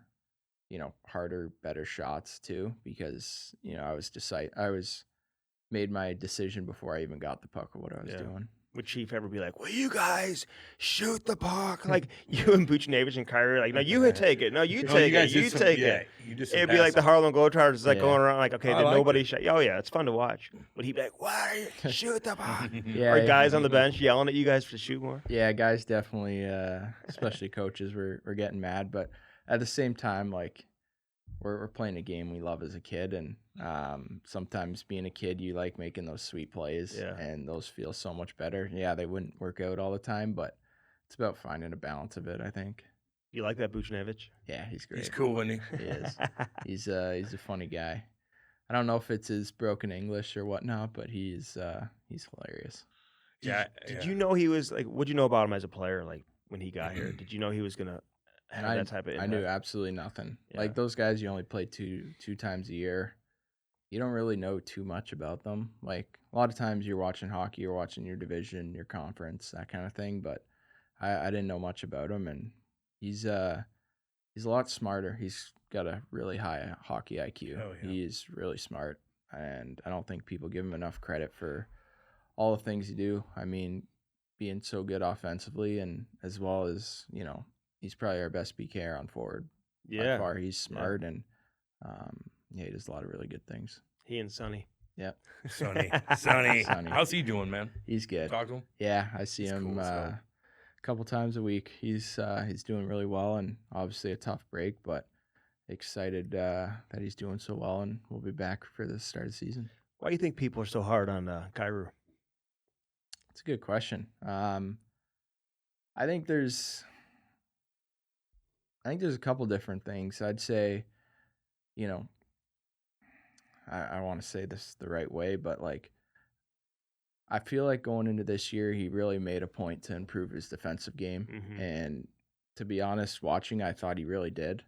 I thought there was a lot of areas he was a lot better. Yeah, he didn't score as much, or, he scored a lot at the end, but kind of throughout the year. But, I think he made a really big point of being better defensively. And maybe it hurt his offense a little, maybe it didn't. I don't really know, but I know he cares and he wants to get better, and in all areas of his game. And I think when you're kind of looked at as a defensive liability, it's hard to break that image. And I know he's trying to do it. And then, when the goals don't happen, then kind of compounds on top of it. But I don't know. That's just how I feel about it. So when that all went down, we had that breakdown, and did you go up to him and talk to him after the game? Like, when he's When kind he's of getting booed when by he's the getting fucking crowd and booed by stuff, the yeah. crowd, which we haven't seen that in a long time. You know what I mean? Like, or really that much at all in St. Louis with sports, and that went down. It was kind of a big deal. Like, did you talk to him? Yeah, afterwards? I talked to him a bunch before, afterwards, kind of throughout the whole thing. You know, it was tough. It was tough to see one of your good friends and teammates go through something like that, especially when, I mean, there's different situations to get booed, but when he's trying and when he's you know, really passionate about the city and about playing here, and see him kind of go through that, you know, it was hard to see. Yeah, man, that was tough. And then he comes out and scores a hat trick though the next game. You know what I'm what saying? you do, Like, baby. there's something to be said That's for what you that. do. Like, to be able to in And they that cheered. moment, and then they love you again. You know Yeah. what I mean? So it's kind of like the St. Louis fans are good, Yeah. man. They We got are good fans. They are We're awesome. We're lucky with that Yeah, stuff. we sure are. yeah. Mhm. You They know, weren't gonna. they'll be hold hard it- on you, hold but it they'll against- yeah. they're pretty good. Yeah. You know. Oh yeah. So what was it like playing in London? Like are London play? Like, is it a different environment? Is it a different experience? Like I remember like when the Rams were here, like players would come out of like Florida State, they'd be like, "We're like semi-pro," like you know, Yeah. it's Yeah. like you know what I'm saying, like Oh, before they insane. even get to the NFL, you know, Yeah. like is London like just a next level experience you think for junior players? Yeah, I think they have such a good culture there. I mean, I think the tone is really set by Dale and Mark. I don't think there's anyone that work harder than them. Obviously, to get the program to where it is, but consistently they work harder than anyone else, and that's why they've been at the top for so long, and that kind of just feeds down to, you know, the rest of the coaches and all the players and kind of the culture there. Like, I remember we used to, when we didn't have school or whatnot, we'd be out there for 3 hours in the morning, just in our tracksuits, just working on stuff, joking around, and just having fun. And then you'd go get lunch and you'd come back for practice. Like, that was kind of, you know, 1 year for me. And then the other years we had school, and on our school break, we'd go over and go out for 20 minutes. Like, that's just the culture it is there. And I feel like that's one reason they produce so many top talents. What do you mean school? Wait, hold on. Like you didn't go to school during junior? Oh no, I went to You school did. the whole So time. did you go to yeah. high school, or did you like do your like was it like online studying No, at we the had rink? we had a high school right across from the rink. Best part, Yeah. juniors. So you guys all went to school together? Yeah. Who, you and like Evan Bouchard? Yeah. Oh yeah. Did you think he was that good? Yeah. This guy had like 82 points this year. Yeah. Yeah, he's like- got a bomb. I know. He's like good. Like I still remember the instincts and first time I met that guy. It was rookie camp, and he does not care. Like, he did not care about anything. Like, he had like the old rusty chrome cage. He had one black skate lace, one white skate lace, and he just would stand around, and then as soon as I saw him take a slap shot, and it just buzzed by you, and it's like 85 miles an hour at 16, and I was like, holy crap. And you could just tell that right from there, he was running I think he ran our power play for like 10, 15 games as a 16-year-old on that team. And it like was, your Memorial Cup team. yeah, oh yeah. During the season when guys were gone or hurt, or he'd step in and run the power play, and it was pretty cool. I was high school. I'm just curious because Yeah. like we fucked off the whole time in Oh winter. yeah. And maybe it's a different era, I don't know, but Yeah. like we just like fist pumping everybody. Like, what's up? Well, our school wasn't that big. There's probably 70, 80 students there. It was like a private school in London. Oh yeah, all boys. Was No, Marner a was god both. at the? He was He's probably- a guy. I see where you're Gods, going you guys with are that. like gods, though, man. In London, the students must have loved you guys, man. No, Have it you was guys cool. at the We school. had Yeah. we honestly had a lot of fun. 70 students in the school. That sucks though. Yeah, I mean, it was. Yeah, I went to St. Private school. Yeah, I went to St. Were Andrews you doing before, anything? so Were you doing anything? Were you just like, oh God, what am I we doing? we had a good balance. Like we'd work for a couple hours in the morning, then we usually, honestly, we'd set up like games. Like we'd have baseball games in the class and Is stuff that like normal that. though? Where everybody was like, I want to be in Robert's class. They No, play well, we baseball. would always get our work done early in the morning. So Kachuk Yeah, I and get it. Marner, they're all going to the same high school as you guys. they were all gone before they I were got done. there, Yeah. so I couldn't. Yeah, they got their education. Yeah, What do you mean? You played with them? yeah, but they're They're all, third year, so yeah, they were out of. Oh, high they were school. out of high Yeah. school. Yeah, So they were only playing hockey. yeah. That tough high school. That must be really tough. That's so funny. So did all the players go to the same high school then? Yeah, we Okay, all so it's did. they all went to the private school. Yeah. And was Dale be like, "Hey, are you guys making sure? Yeah, are you going to class?"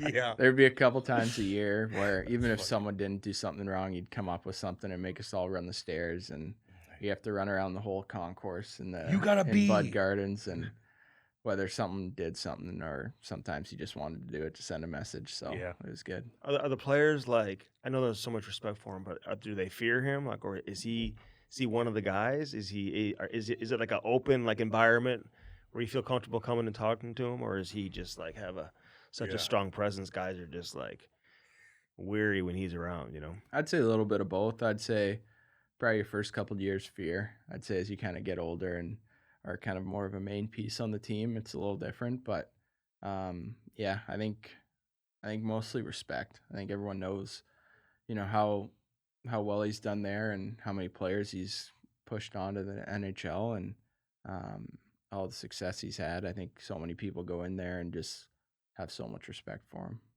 Is he ever is he a recluse? You ever see him anywhere and you're like, look, there's fucking Dale. Look at him. Like, let's get out of here. No, he Who told stories like that? Brandon Prust, maybe? Yeah, Brandon's like, fucking Dale. Get the fuck out of here. he had his spots and we knew where not to go. Yeah, he can't go too many places there, man. Yeah, He talks to people all fucking day. Like, you could recognize though on the streets and stuff like that there though all the time, didn't you? Like, I mean, it's like it's kind of like the NHL, even though it's not, but in that city in particular. I wouldn't say it's too crazy, but yeah, you definitely did. I remember this one made me so mad because it was so ridiculous, but I was never able to go into Jack Astor's. It's like a legit restaurant. Damn right it is. What do you mean? Tell me about it. But It's good food. Man. Yeah. Yeah. It was just like, it's like, what would be a comparable for it? Higher up, like a more What is it? Like a steak Chili's place? or something. You know, Yeah, just like a higher end, like something higher as end simple as Chili's. that. Oh, like a brick top. Yeah, and I would always, No, No. Andy, not brick tops. Jesus Christ, there's no brick tops in London. but I would always try and go in after games and stuff Yeah. to get food, and they just wouldn't let me in. They're like, you got to be 19 or older. Oh, really? To get in Yeah. the restaurant? Oh yeah. And at night or anytime. It was. What's just, the drinking I don't age know, there? 18? 19. 19. So like Is that that all of Canada? I would never 19? be able to get into No, places in like that. 18 in Quebec. No matter how good my fake ID was, never. Really? Never. Dude, we were sneaking. Well, in you're not getting everywhere. like you're Robert Thomas. Like they Get in here. We want you in here now. No, but they're like your name says something else on a fake ID. It's like, Like, dude, yeah, but like they'd probably be like, get in here. you just had 4 assists. You had 8 Yeah, points no, last night. nothing. So you're like, Your dad that came in group- here. He The said group you had 8 girls over points. there want you in here, and they're going to spend a lot more money. How was Be around. Marner? He was great. Was he good to the younger guys and everything? Yeah, he was. Him, Dvorak, Kachuk were unbelievable to me. They all really helped me out a lot throughout my first year, and I probably wouldn't have developed the way I did if it wasn't for them. So they were unreal guys. Like I still talk to all of them, see them all the time. Were you so- tight with Matthew, like when you guys were teammates, or was it more so after you got drafted by the Blues? And I'd say I was pretty tight. His billet house was like right across the street from me, and we used to go to this dive like lunch spot before every game. So he'd always drive me, and yeah, we had a blast. How are your billets? Great. I had the best billets. They were Food, comfort, everything. not annoying. Kids Everything. didn't annoy you. had they had previous players? Me and my roommate were the first two, and That's what I did. since then they've had an absolute run of players. Really? Yeah. Were they overly nice Like to you? star Like, players? Oh, yeah. I take this off. I'm ironing it right now. Like everything. Oh, Like- they were incredible. Yeah. Are there certain billets that are known, like when you're like one of the top like OHL picks or a big star coming in, like they put you at that? Yeah, they that pair you was with, my billets. Yeah. Yeah, dude. I They think pick and choose. right after me they had McMichael. Okay. He's in Washington now. Yeah, dude. Big He fan loves of the that. podcast. Yeah, and then Excellent. after that was Luke Evangelista in Nashville. Good player. Yeah, he's a good player. Yeah. They got so- some good ones. People in don't know because- how good he is yet. But Yeah, he's he's sick. So For all the billets out there, though, man, like, you know, like it's cool when you get Robert Thomas. It's cool when you get guys that are fun that want to hang out with the kids or whatever. Yeah. But sometimes you get some of these European guys. They don't want to talk to anybody. They're just there. Oh And yeah. they're like, I don't like this experience. And there's some I've heard horror stories, man. No food in the house and stuff like that. I don't know if that goes on anymore. No, my London billets were incredible, and then I went to Hamilton and same thing, like Same thing. incredible billets. you guys win there too. Yeah, we lost in the semis, Mem Cup, Okay, but you won the OHL. Yeah. This guy won like 5 years No, in I a know. row, and then he gets to the NHL and wins. Didn't you win like every year, like your whole life, basically? Yeah, I had a good run of 4 years going there. When you fucking took that draw against Dallas, we're all there, wasted. Oh God, I'm I with was Lo- working. we're in the box, and Losey, Hawley alumni are like, ah. Bedard's making saves, and you fucking take that draw, and they sneak in. Bosey does it, or actually, Bosey takes a draw. Yeah. You creep around, you try to You rip hit it the high. crossbar, right? Hit Yeah. the crossbar. When you hit that crossbar, and you knew Patty's big fucking ass is going in that, were you like, God damn, here it is? Was that like all slow motion? Because they put the camera on you, and you're just like, what do I do? What do I do? And like, was that unbelievable? Like, tell me about the feeling of that, because we were going crazy. Yeah, it was pretty cool. Honestly, I kind of blacked out Yeah, right dude. when it hit the post because I thought it was going in.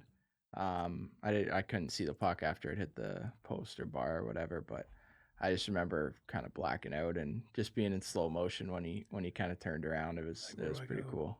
God, Just think if almighty. that went in. Well, the same difference. It would have been the same outcome. It would have been this, except for Patty would Would he not still be the at this hometown level. hero? Patty would not be here. He'd be here. And but that whole thing, like, God, You guys damn, were so good together. You were though. so Yeah. good. Dude. Rosie was cool, huh? Bosey was He's great. a good guy. Eh? Oh yeah, Yeah. he's one of the funniest guys in the locker room and with the team, and he was a great guy. Who's your best buddy on the team? Who do you text when you get in? Like, I'm bored. Come on, let's play cards. I got a lot of guys, honestly. I wouldn't. Jakey Neighbors, Yeah, he's up there. Like you sit next to him on the we plane. honestly have a team that like, if we get in from say we play like Vancouver, we're going to Seattle. You get Yeah. in late, like we got probably we'll push the tables together, and we'll have 8 guys to come in and You guys sling are 'em dialed when you in. get in the hotel. And we got a really close team where I wouldn't say there's even one guy to text. We got like we text the team group chat and 10, 12 guys show up. It's Yeah. pretty cool. That's good. So coaches, everybody, they're cool. You guys, whatever. If you don't have the game the next day, you get in, you can go out, whatever, right? Oh yeah, they go to bed, so I don't know. Well, some of them. Yeah, it's I- pretty. Yeah, they trust you guys. Yeah. You know what I mean? Yeah. Yeah, What's your relax favorite- on the plane. Where's your favorite road city? Jeez. I got a bunch. Like, I love New York. I think Yeah, New York's do you? cool. You're there for 3 days. 7 days. You like the big city 7 like that? days. Yeah, we got some good trips. 5, 6 nights in New York. Fuck Really? Yeah. Honestly, I started going to. Been a big fan of comedy clubs. Oh, yeah. I started to sniff them out on the road, and Who do you like? I couldn't tell you. Mark Norman. I watched that Tom Brady thing. Yeah, what'd you That's good. think? Yeah, I it was became a good. roaster after doing that. I want to roast Cam, actually. You do. You got to pay me Hoping- money. No, you got to pay me money for I that. don't think you got the delivery for it. You don't think? No. Andy will bash people. Really? Now, listen, I'll chirp him. Okay, don't get me wrong. I'll chirp him. Andy knows he'll do his research, and he'll bash me. All right. Hardcore. I thought there was some good stuff during that one. It was good. I know it was great. Who was your favorite roaster on there? Nikki Glaser for sure. Really? Yeah. St. Louis girl? You know her? Is she a St. Louis girl? Yeah, I had her on. Kirkwood, I had her on baby? during Oh, a really? Blues game Didn't know that. this past year. No one knows that. I didn't know You that. always bring Dude. that up like you're best friends with her. Listen, It's not. You're I don't- not. I don't do know watch her. everything I you met do. her. Yeah, I he's met her. watching the I met her fucking- boyfriend. She sat on the glass. A true story. Like that interview got more She's interest huge. than like interviewing like She's a good-looking woman. That's funny. Patty and she's after huge. Game 7 of the Dallas. I was like, Oh, I didn't even know. I don't watch all She's these. Dude, watch huge. Mark Sorry. Norman. Mark Norman? Yeah. Okay. Hilarious. But I love who's it. Like that? you go to these He's fucking clubs and there's hilarious, just a dude. bunch of people filter Yeah. through and Who joins you to go to the comedy club? a bunch of guys. Benner's a big fan of them. Yeah. I don't know. Sometimes it's fun going alone too. They always pick on you when You're by yourself? No shit. not they're all picking the on time, you. but when we were in a group of like 4 or 5 guys, you get roasted. Oh, They yeah. come after Bunch you. of swinging dicks over there. Damn right. Exactly. I'm a fucking comedy. I'm like, ooh, these. Yeah, fuck- you're Hey, sitting what's there the- getting who's the ripped. comedian that came to a game? It was in the locker room after. He's all over Instagram. One of the most famous, like younger. This year? Younger comedians. Come on, Jesus, what's Andy. his- No, Came to our game? He's not that Yes. big. If he's It was go- in our room. He was in your room. Yeah, and they don't even know. Yeah, I know. He knows. No, they I'll don't. know if you Bill tell me. Burr? Yeah. It wasn't no, Bill Burr. he's younger. He's got reels on Instagram all the time. Just goes after the Hey. people in the stands. The single guys need to go to the one dude that brings all the women in. The funny comedian, the good handsome guy that chirps it's all women there. What are you talking about? Yeah, well, people will know what they're listening. No one even You'll knows who that is. You'll know exactly what I'm talking about. The guy that brings in all the women. That's where you need to couldn't tell go. you that And he's one. hilarious. Yeah, you'll see and you'll know exactly what I'm talking What about. was life like growing up for you? Like, I mean, is your family like along for the ride right now, being like, this is just unbelievable? Like, he's in the NHL. Like, you got brothers and all that. Like, did they all play? My brother played growing up. Didn't really love it. He's a smarter kid. He got the brains. He's just graduating this year, software engineer. So, congrats to him. What you want to do exactly? He loves like, I don't know, like my cousin's also a software engineer. He works at Amazon. Like he All loves right, that kind of get in stuff. on And that. so I think that's what he wants to do. And yeah, my dad's retired, so he just bothers me all day long and chirps me and has a blast doing it. So Like, what's he say to you? a ton of things. Like, what are you doing? How's your golf game? Yeah. Your hair's getting long. Your teeth are Uh-huh. white. Oh yeah, Your teeth are white, by they're the great, way. eh? Dude, they look good. Yeah, How much did that cost? Because I need some so I got fucking him. bad. I got him. You got a got him deal. for free. Yeah, Fuck, those look. Colton Pranko special. I'm not gonna lie to you, they look really good. Yeah, that's what happens when your teammate knocks In your a teeth in a out. Did non-sexual he way. pay him for it? He paid for it? No insurance. That would have been cool, though. Like, Can you if take he him out? knocked your teeth out No. and paid for him. Okay, so that guy's gone. So that's filled in. I've lost like 5 teeth. So what? Really? Yeah. For a while, you didn't have any teeth going Yeah. on there. They look. Smile real quick. Damn good. Nice, eh? Damn good. Great They're job. not too big either. Just No. like fucking a couple of Not these other too cats. white either. You know what I'm talking about. I know. There's a couple You know. of those. Yeah. They look damn good. Oh yeah. So you know. Oh yeah. And your hair looks good. Take your hat. Can you take your hair off real quick? I'm just curious. Cam wants to evaluate. You want me to Yeah. do Yeah. a model shoot here or what? I'm just telling you. I didn't think I was Looks that good baby. looking. Hey, living in the Kachuk house, I know you talked about it a million times, but like, how did that set the tone for your career? Like, was that one of the best things to happen to you? Definitely. I think it was all Matthew's idea. I think Matthew kind of orchestrated it all, and he was like, "No, you're doing this. Like, it'll be fun." And best thing I've ever done. Obviously, Big Walt would watch a lot of games, and we'd come home and we'd watch other games, and he'd be like, "You got to do this. You got to do this." And I think it really, really helped me a lot. Just even like the struggles of pro hockey early, like mentally, travel, so many things, and even situations that there'd be no better person to bounce an idea off of than him. So I think that really helped me out a lot. Did you ever go like late night? Like, fuck, I'm starving. You open the fridge up and you eating everything. He's like, motherfucker, that's mine. Like, did you ever get mad at you? Oh, for there's a anything? couple things. Whenever you go to Paul Mano's, don't touch his leftovers, Oh and no. a couple other things that I knew pretty early were off limits. So he's helping you with your game, though. That's cool, man. Like, Oh, for he'll sure, wait till yeah. you get home and like really break it down for you. Yeah, you'd talk about a couple things. Sometimes he'd actually have like a clip on. He'd record the game and he'd pause it at the moment and wait for me to get home and be like, "What the hell are you doing here?" And so he did a lot of things that were so awesome. What's he like when he's watching Matthew and Brady at home? Like, can he have a conversation with you while he's watching the game, or is he just so laser focused on it? Oh yeah, especially like, hey, they're having a tough start. Like he's like, I don't need to watch this anymore. He's not skating tonight. Got to get his ass moving or stuff like that. So I think it was. I mean, everyone knows his personality and how funny it is, and especially when he's talking and watching his kids, it's hilarious. Yeah, the other night, well, he's taking a little flack because He was he's celebrating. celebrating. Who cares? I know. Like people are just they're psychos, dude. Yeah. How dare he celebrate? What'd you think of that? The Matthew Pasternak. I thought that was the coolest thing Great. ever.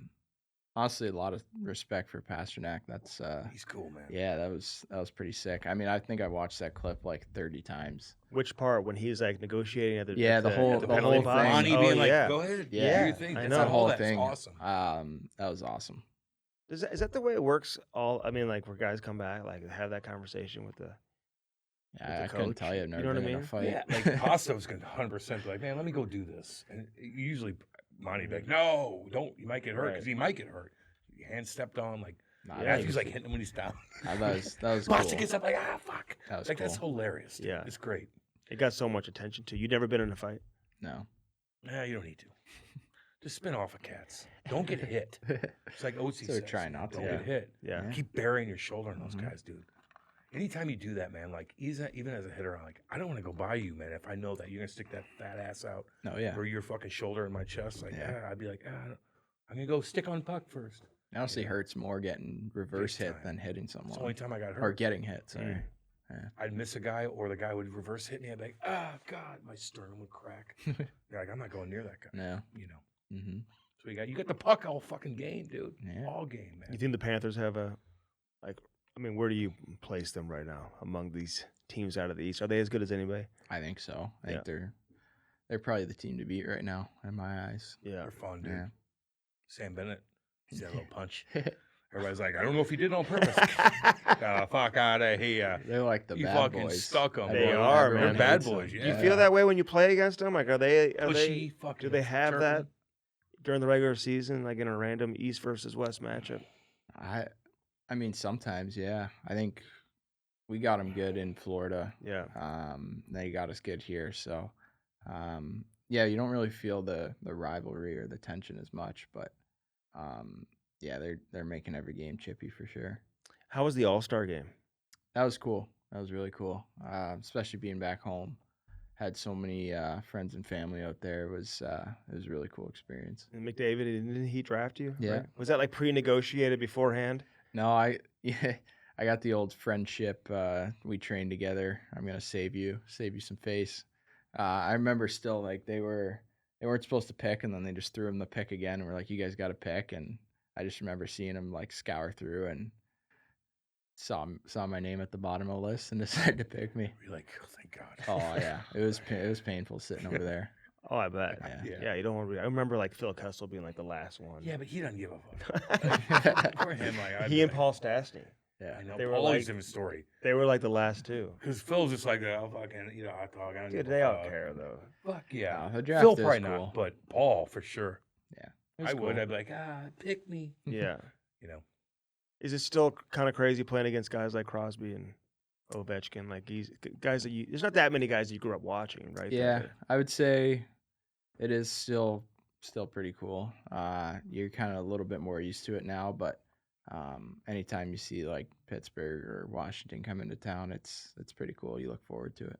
Mm-hmm. You watch Crosby from the bench, like just like where Little things. he goes, how he handles the puck. God. Just 10 and 2 in it. Yeah, I whenever you're watching those top guys, it's always kind of pretty cool to ISO cam them. I like doing that. Who else you like ISO camming? Coochie. Am I asking you to give too many guys compliments? Coochie? Yeah. Cooch is sick. Cooch is fucking sick, dude. I love the Cooch is way he sick. plays. He slows the game down and doesn't really. He's your style. He's fast, but he doesn't really. Were you like, skate, come he on, just- Cooch, get into the All-Star game. We're all Yeah. having fun you here. see Cooch and also were you like, come on. The children are watching. Think about the children. Cooch. That was funny. I actually had a You good don't laugh give a fuck. about that. Yeah. You don't give a He fuck. wasn't on your team, though, was he? No, You don't care. no, but it was kind of cool that the Toronto was booing him, and then Oh, he yeah. scored Well, one. yeah. and It was pretty cool. Yeah, I know. Would you rather be down in Florida though, just like fucking be on the beach and stuff like that, rather than Toronto? But I know that's your hometown and stuff like Yeah, that. but honestly, you're so busy during those 2 Doesn't days matter. that it doesn't Doesn't matter. really Right. matter where you are. I I get feel like that. I was at the hotel for like maybe an hour a day before bed, and the rest of the time you're just with family and friends. Did so- you ask for anything from the All-Star at the All-Star game? What do you Like, mean? McDavid, can I have your Yeah, steak? like a jersey or something. Yeah, I got my jersey signed by. I got a jersey signed by everyone there, including Bieber. That was pretty cool. Yeah. So Is he cool? I didn't really get to talk to him much. He wasn't on your bench. No, I didn't really see him too much. He kind of You didn't ask him about P Diddy or anything. Why is he hanging? You're spreading rumors, dude. Okay, I don't know any of that stuff. it's all good. I'm just joking. It's all good. Poor kid. Feel bad for him. I don't know what you're.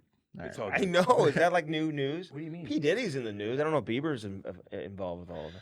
Just do research once in a while. It's all good. It's all good. But he seems like a cool cat, man. Anytime there's a big dog like that, Mhm. and even the girl that came on, what's her name? Tate McRae. She's Yeah. cool. There's a lot of cool Canadian superstars. Cam's like, Honestly, I don't know. Pop Sorry, culture. I'm just telling you. Cam's like getting I'm into pop asking. culture. When Bedard scored the Michigan, when you're on the ice, were you like, motherfucker? Oh, yeah. Yeah, I. That motherfucker. Golly. Great kid. It was like one shift after I scored 2, and I was I like, know. "Oh, you prick! Like you're the one getting the standing ovation for." Gretzky's It's there. kind of cool. Yeah. Like, But, what do you think of him, man? Like, is he like upper echelon, like the way he plays? Like, is he going to be the big dog? Is he going to be in that category, you think? Oh yeah, for sure. That's cool. Yeah, he's He actually comes to Gary every once in a while. So you Comes still for- train with Gary? Yeah. Oh, We yeah. had him Gary on, Roberts, man. He was baby. great when he Yeah, came he's on awesome. with us. I think he Got emotional. very emotional. Got with us. emotional. Overcame a lot, injuries and stuff like that. Sure did. But a lot of guys are. I mean, so walk us through that whole thing. Like, so everybody's there, and you guys are all training like on the ice and off the ice together. Or Yeah, we got there's actually probably like 25 pros now, maybe 30. all there at one time. No, there's different groups, and they're kind of split up throughout the morning. But So who determines the group? Like, kind of who's been there for the longest. okay, What's that cost? And does he only do It's NHL guys? No, he does. They have a whole bunch of stuff. They have 2 gyms now, and they do team camps to. Pretty expensive. Summer Though. Like that's camps the and upper. stuff. Like that's the big goal. Yeah, it's definitely expensive. I'm sure but, everybody wants to get in, right? Does he have to Yeah. turn people away?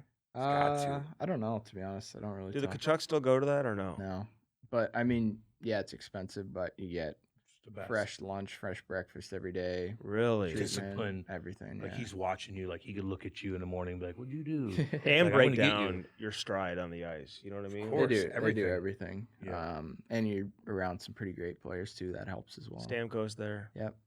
How's he? Awesome. Yeah. Really Nice guy. Yeah. Yeah. Super nice. Yeah. Cool. Good So- golfer. Is he? You guys golf too? We usually have Everybody one golfs, day- Andy, yeah. besides us. Okay, just so you know, we're the only losers. Me and you are the only Cam ones. You don't really- golf? He gets the Man, golf I do, but I'm membership. embarrassing. I'm an entertainer. Okay. So if I go out with So you, you I live, like you live I'll on a entertain. course and you don't golf. No, I I, know, do, he do. but I've I'm golfed. Not good. I got you. with him a couple times. I did see you hit, and that's why I chirped you a little bit, just so you know. I was just hoping you recognized. Are you me. playing- I was how- buried in a bunker. Yeah, well, that happens. Do you like that course? Nice. Pretty cool. Great track. Yeah, it's cool. Really How nice. often are you playing golf? I usually play 3-4 times a week. Did you Oh, hell play yeah. any other sports growing up? Or was Yeah. it all hockey? No, I played everything. I What else? played. My summers were always lacrosse, baseball. I'd play volleyball, rugby. Rugby. Rugby. God Yeah, I damn, did it boy. all. We see those I didn't play qualifiers. rugby that much. Jesus, but I don't want you playing I only rugby. played Volleyball. it for like A half lot of the a Canadians year. played volleyball. It's Volleyball athletic. was like a It's athletic. very Volleyball athletic. is You unreal. just And go on the back West Coast, they It's played a lot of- athletic. Yeah, I played You gotta jump, volleyball. do your thing. Grade 6, 7, all the way through high school. Really? Co-ed? Until I got to London. No, Was St. Andrews co-ed or no? no, Was it was all boys. It was. Yeah. Kane would have. That sucks. Yeah, it I'm was- just saying. Honestly, I had No, the that best time sucks. That's ever not there. necessarily It true. was great. They all like it. Yeah, Yeah. No, it's all good. it's like being in a locker room, but a whole school. Without Yeah. girls. It's all good. There's You- 70 Nah, kids there. I'm just saying. It's No, all- this it's all is good. different. That was my. Oh, Yeah, there before. was females there. Yeah. We were with all guys though. Man, like the motivation. Honestly, to I get to think school. you'd change your mind. I know. I don't See? think I would. We had That's a what everyone blast. tells them. Yeah, we had a Yeah. blast. Isn't there a couple all guys schools here? Yeah, Of course a lot there of it. Yeah, They're all sexually Matthew went to Matthew went to an all-boys school. What's that, Chaminade? Chaminade. A Those lot are of the kids. biggest dog schools in the league. Yeah, man. Like, but- so okay, fine, but All the most of motivation, most of the private schools you are all male, all female. hey, Whatever. is your girl from St. Louis? Nope, Toronto. Okay. Toronto. Yeah. It's cool. She likes St. Louis. Loves it. She like I like U.S. Yeah, she Yeah. loves it here. Doesn't want to leave. She's like Loves I could it. go to Walmart and buy booze and a gun at 3 o'clock in the morning. Yeah, that's what she said. That's not really true here.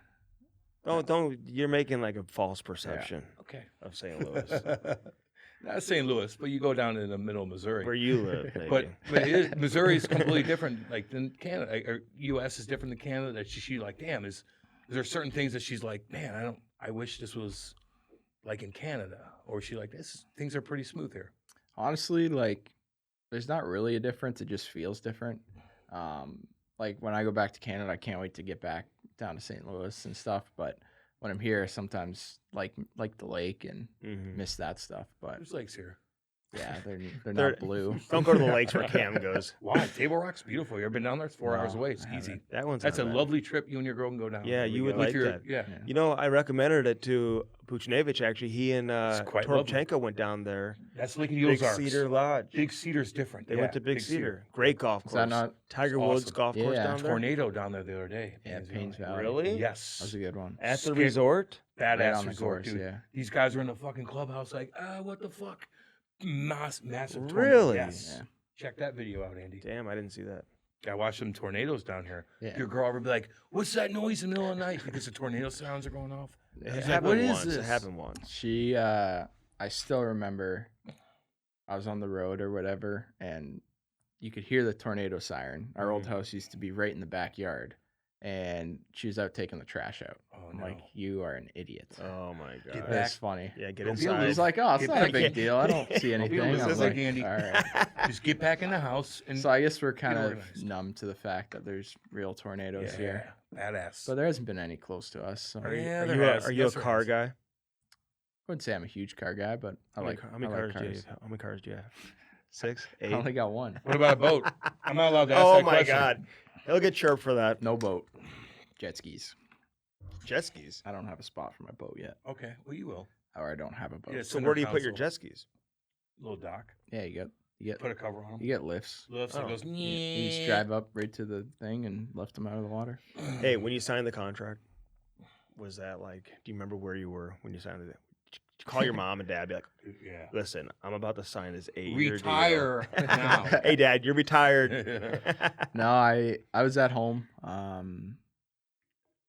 Actually, it was just me and my family at home, and I had a feeling I was going to be signing it, so I went and got a couple nice bottles of wine, and Yeah, baby. we cracked them open and had a nice night. And then I think the next day I was heading off to member guests with the Kachuk clan, so that was pretty funny. That's a party. Good Yeah. for you, man. And- What a good feeling Yeah. that is. Yeah, man. it Did you know Kyrou was going to sign the exact same deal?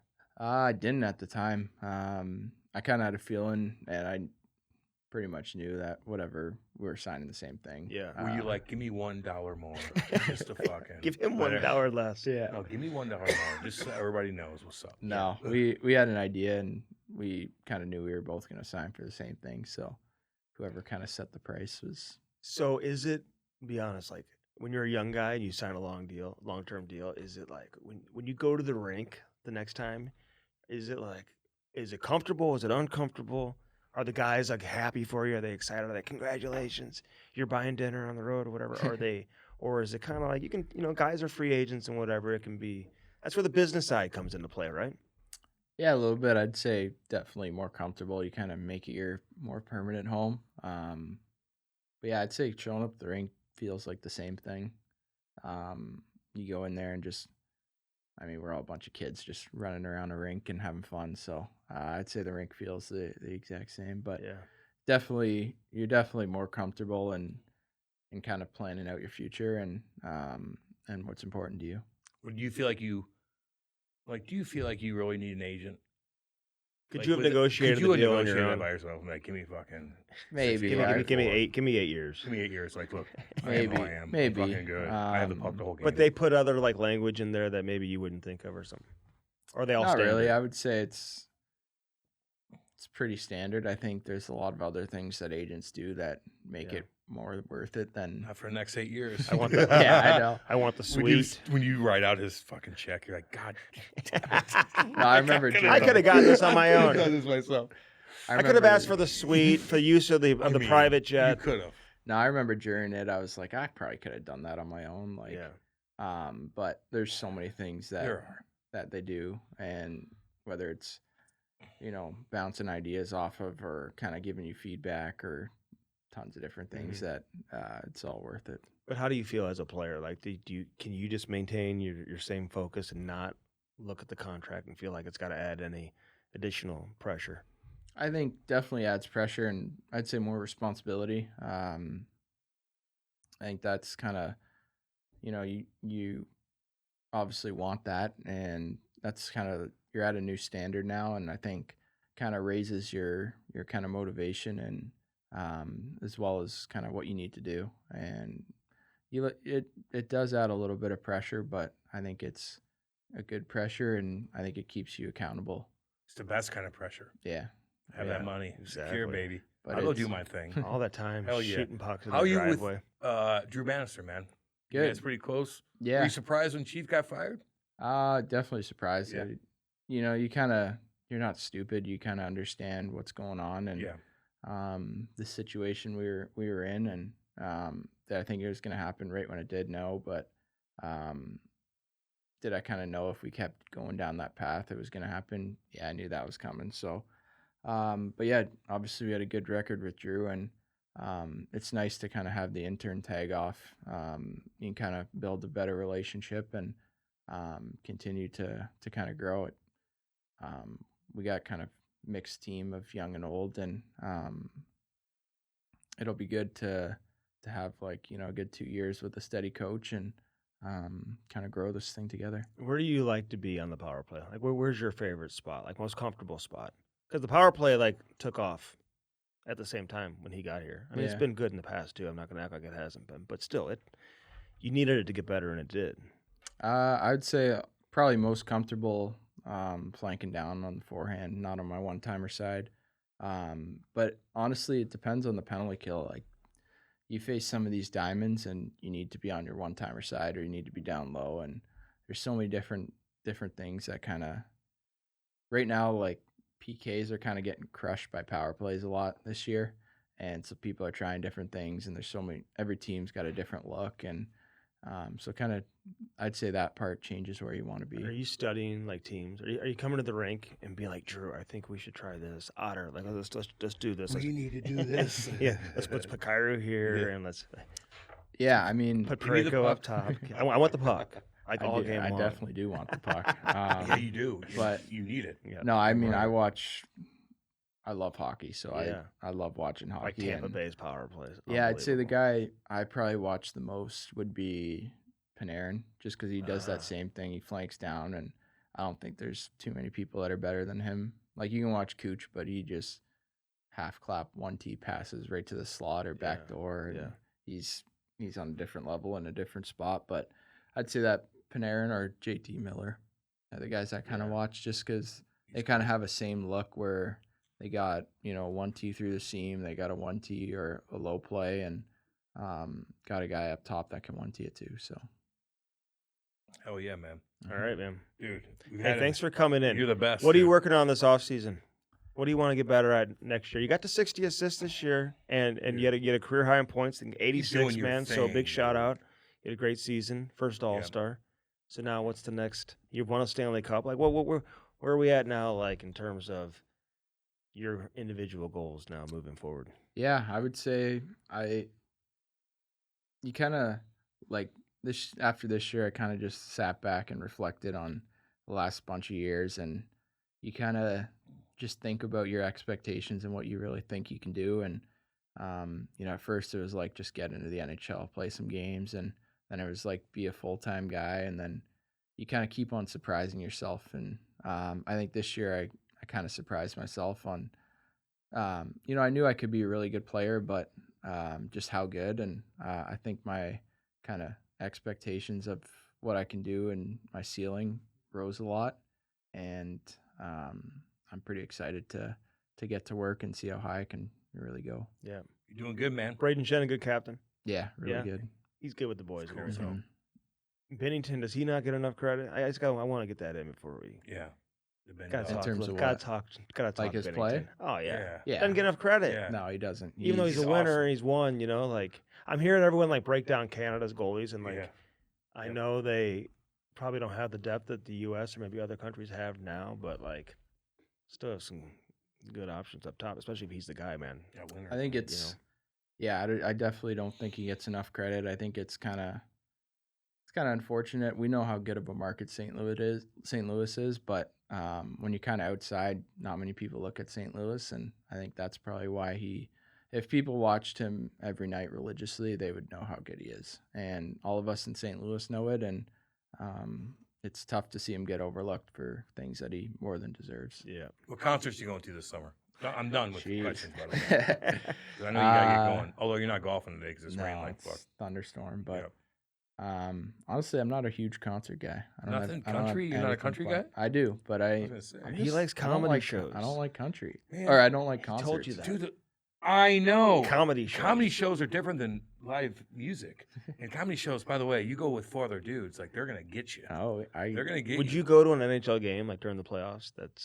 I don't know. As a fan, like, could you go watch Florida play? I probably wouldn't go in the rink. No. Yeah. I would if I do owe Brady a couple games. He came and supported me my first year, so Yeah. He did. If he He was in the gets- parade. if he gets on a run, and we're Brady, not- I love Brady's watching everywhere. Brady in Yeah. the parade. He's so cool. if he gets on a run, and we're not in, then I definitely owe him a couple games. Yeah. Well, they might not for a while. I don't know. Did you ever consider playing college hockey? I would say yeah. I think Who was recruiting you? Geez, I don't even know. I think I was talking with Lindenwood? Harvard? No, Harvard. no, I think it was Notre Dame and UConn were the two teams. that I Really? was Cool. with. Yeah. That'd be cool. Oh, UConn was kind of a younger program at that time. Yeah, this was a No, while Matthew back, committed to Notre Dame originally. A lot Yeah. of dudes there. I heard. No, That's seriously. not. I'm serious on They that. have a good mix. I'm just serious on They have that. a good It's all mix. good. They're just very smart. A lot of Yeah, them. it's fine. But, But I'm yeah, telling as soon as I got taken by London, I knew I was going there. you. Yeah, dude. Hell yeah. Did you know you were getting? How do you get taken by London? Is that just luck of the draw? Can you Little force bit. your way It's a there? good Like the hockey St. player. Louis kids can kind of like force their way to London Yeah, I a little think- bit. I think. I think I But don't like know. when you're one of the top players, like in Ontario, like there's a draft and like Yeah. yeah, you could go to like Erie or something or wherever. yeah, I don't know really, but I just knew Dale loved me, and Yeah. he Big Dale. watched probably. I remember seeing him in the crowd in minor hockey, probably 6-7 games.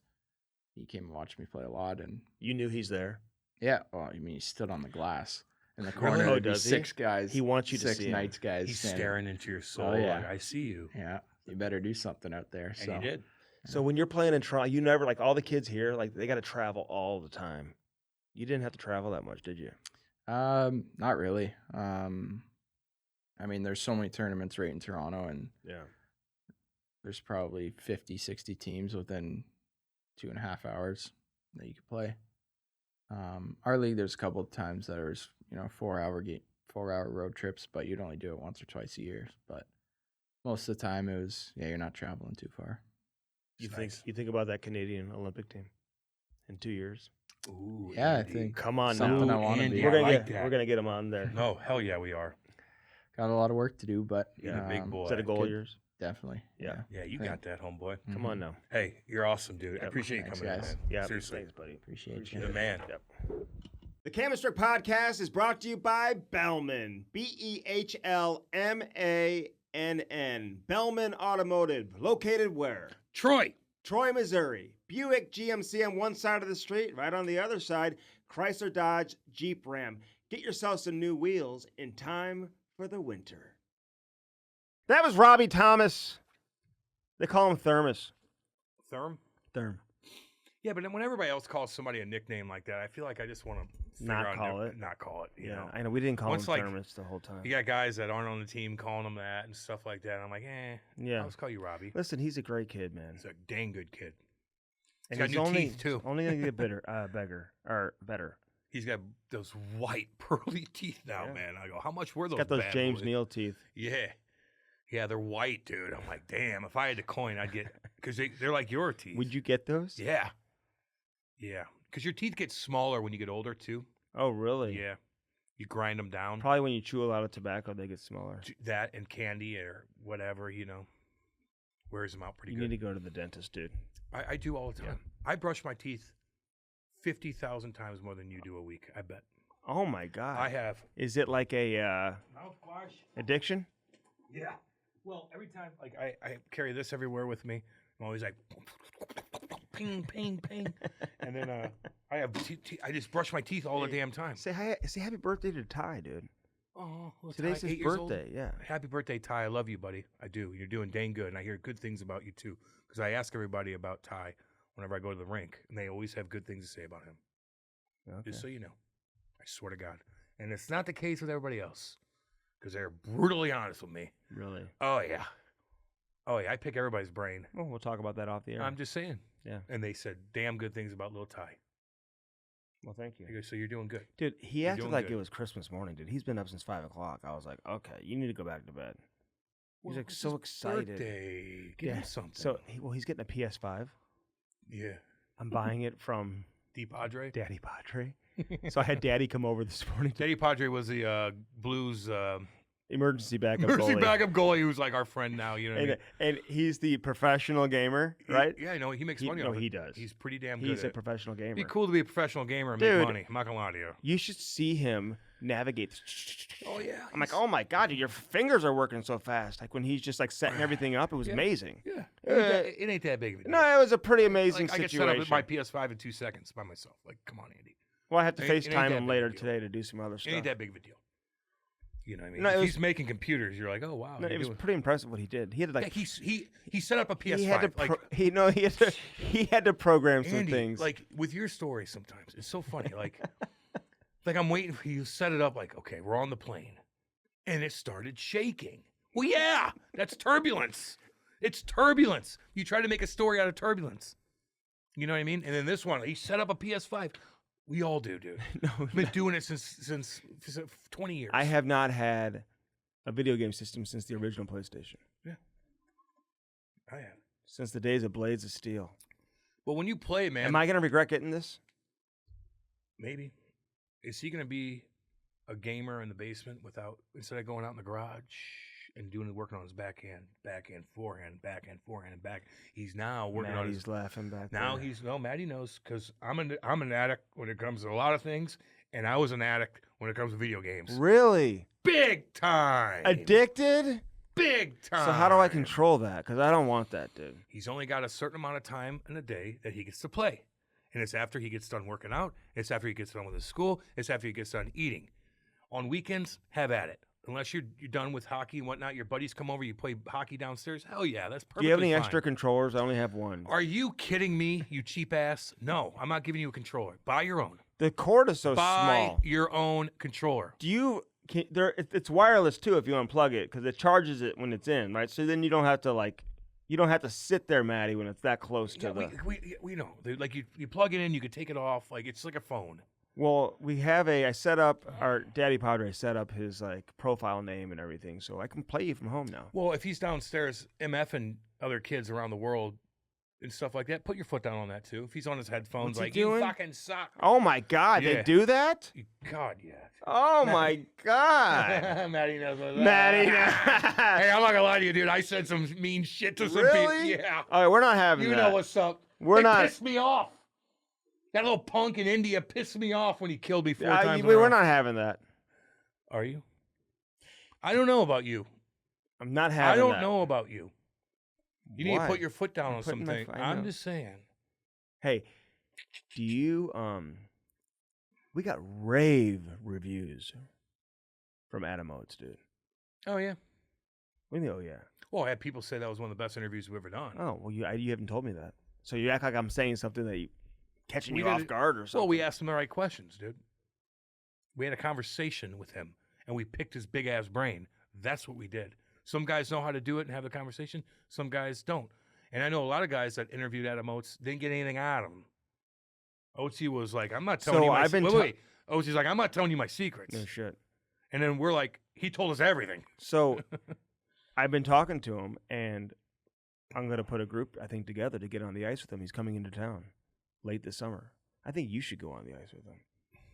I dominated the other day with the Illinois. God, Well, you dominated. need to take your game to the next level. Man, I felt good, dude. I've been skating every Wednesday. I feel damn good. Not to mention BA, Bruce, has all this extra beer left over. And he's like, Cam, take it all. No, he didn't. Yes. So I'm like, "Just put that in the corner. Oh, Don't let God. anybody, because I can only take a couple cases out at a time. So Why? Well, I don't want to walk all the way in the Oh. front. So I just like, You gotta- every time I go, I take a little No, package. you get a home. dolly. I'm not doing that. I like to go in there, grab a couple cases, but I go, don't let anybody else touch it. That's my beer. But I am, because he got to play us. Ty normally skates on Mondays. Mm-hmm. I am taking him. It's his birthday, and I know you could say, well, it's his birthday. Don't just tell him he doesn't have to skate today.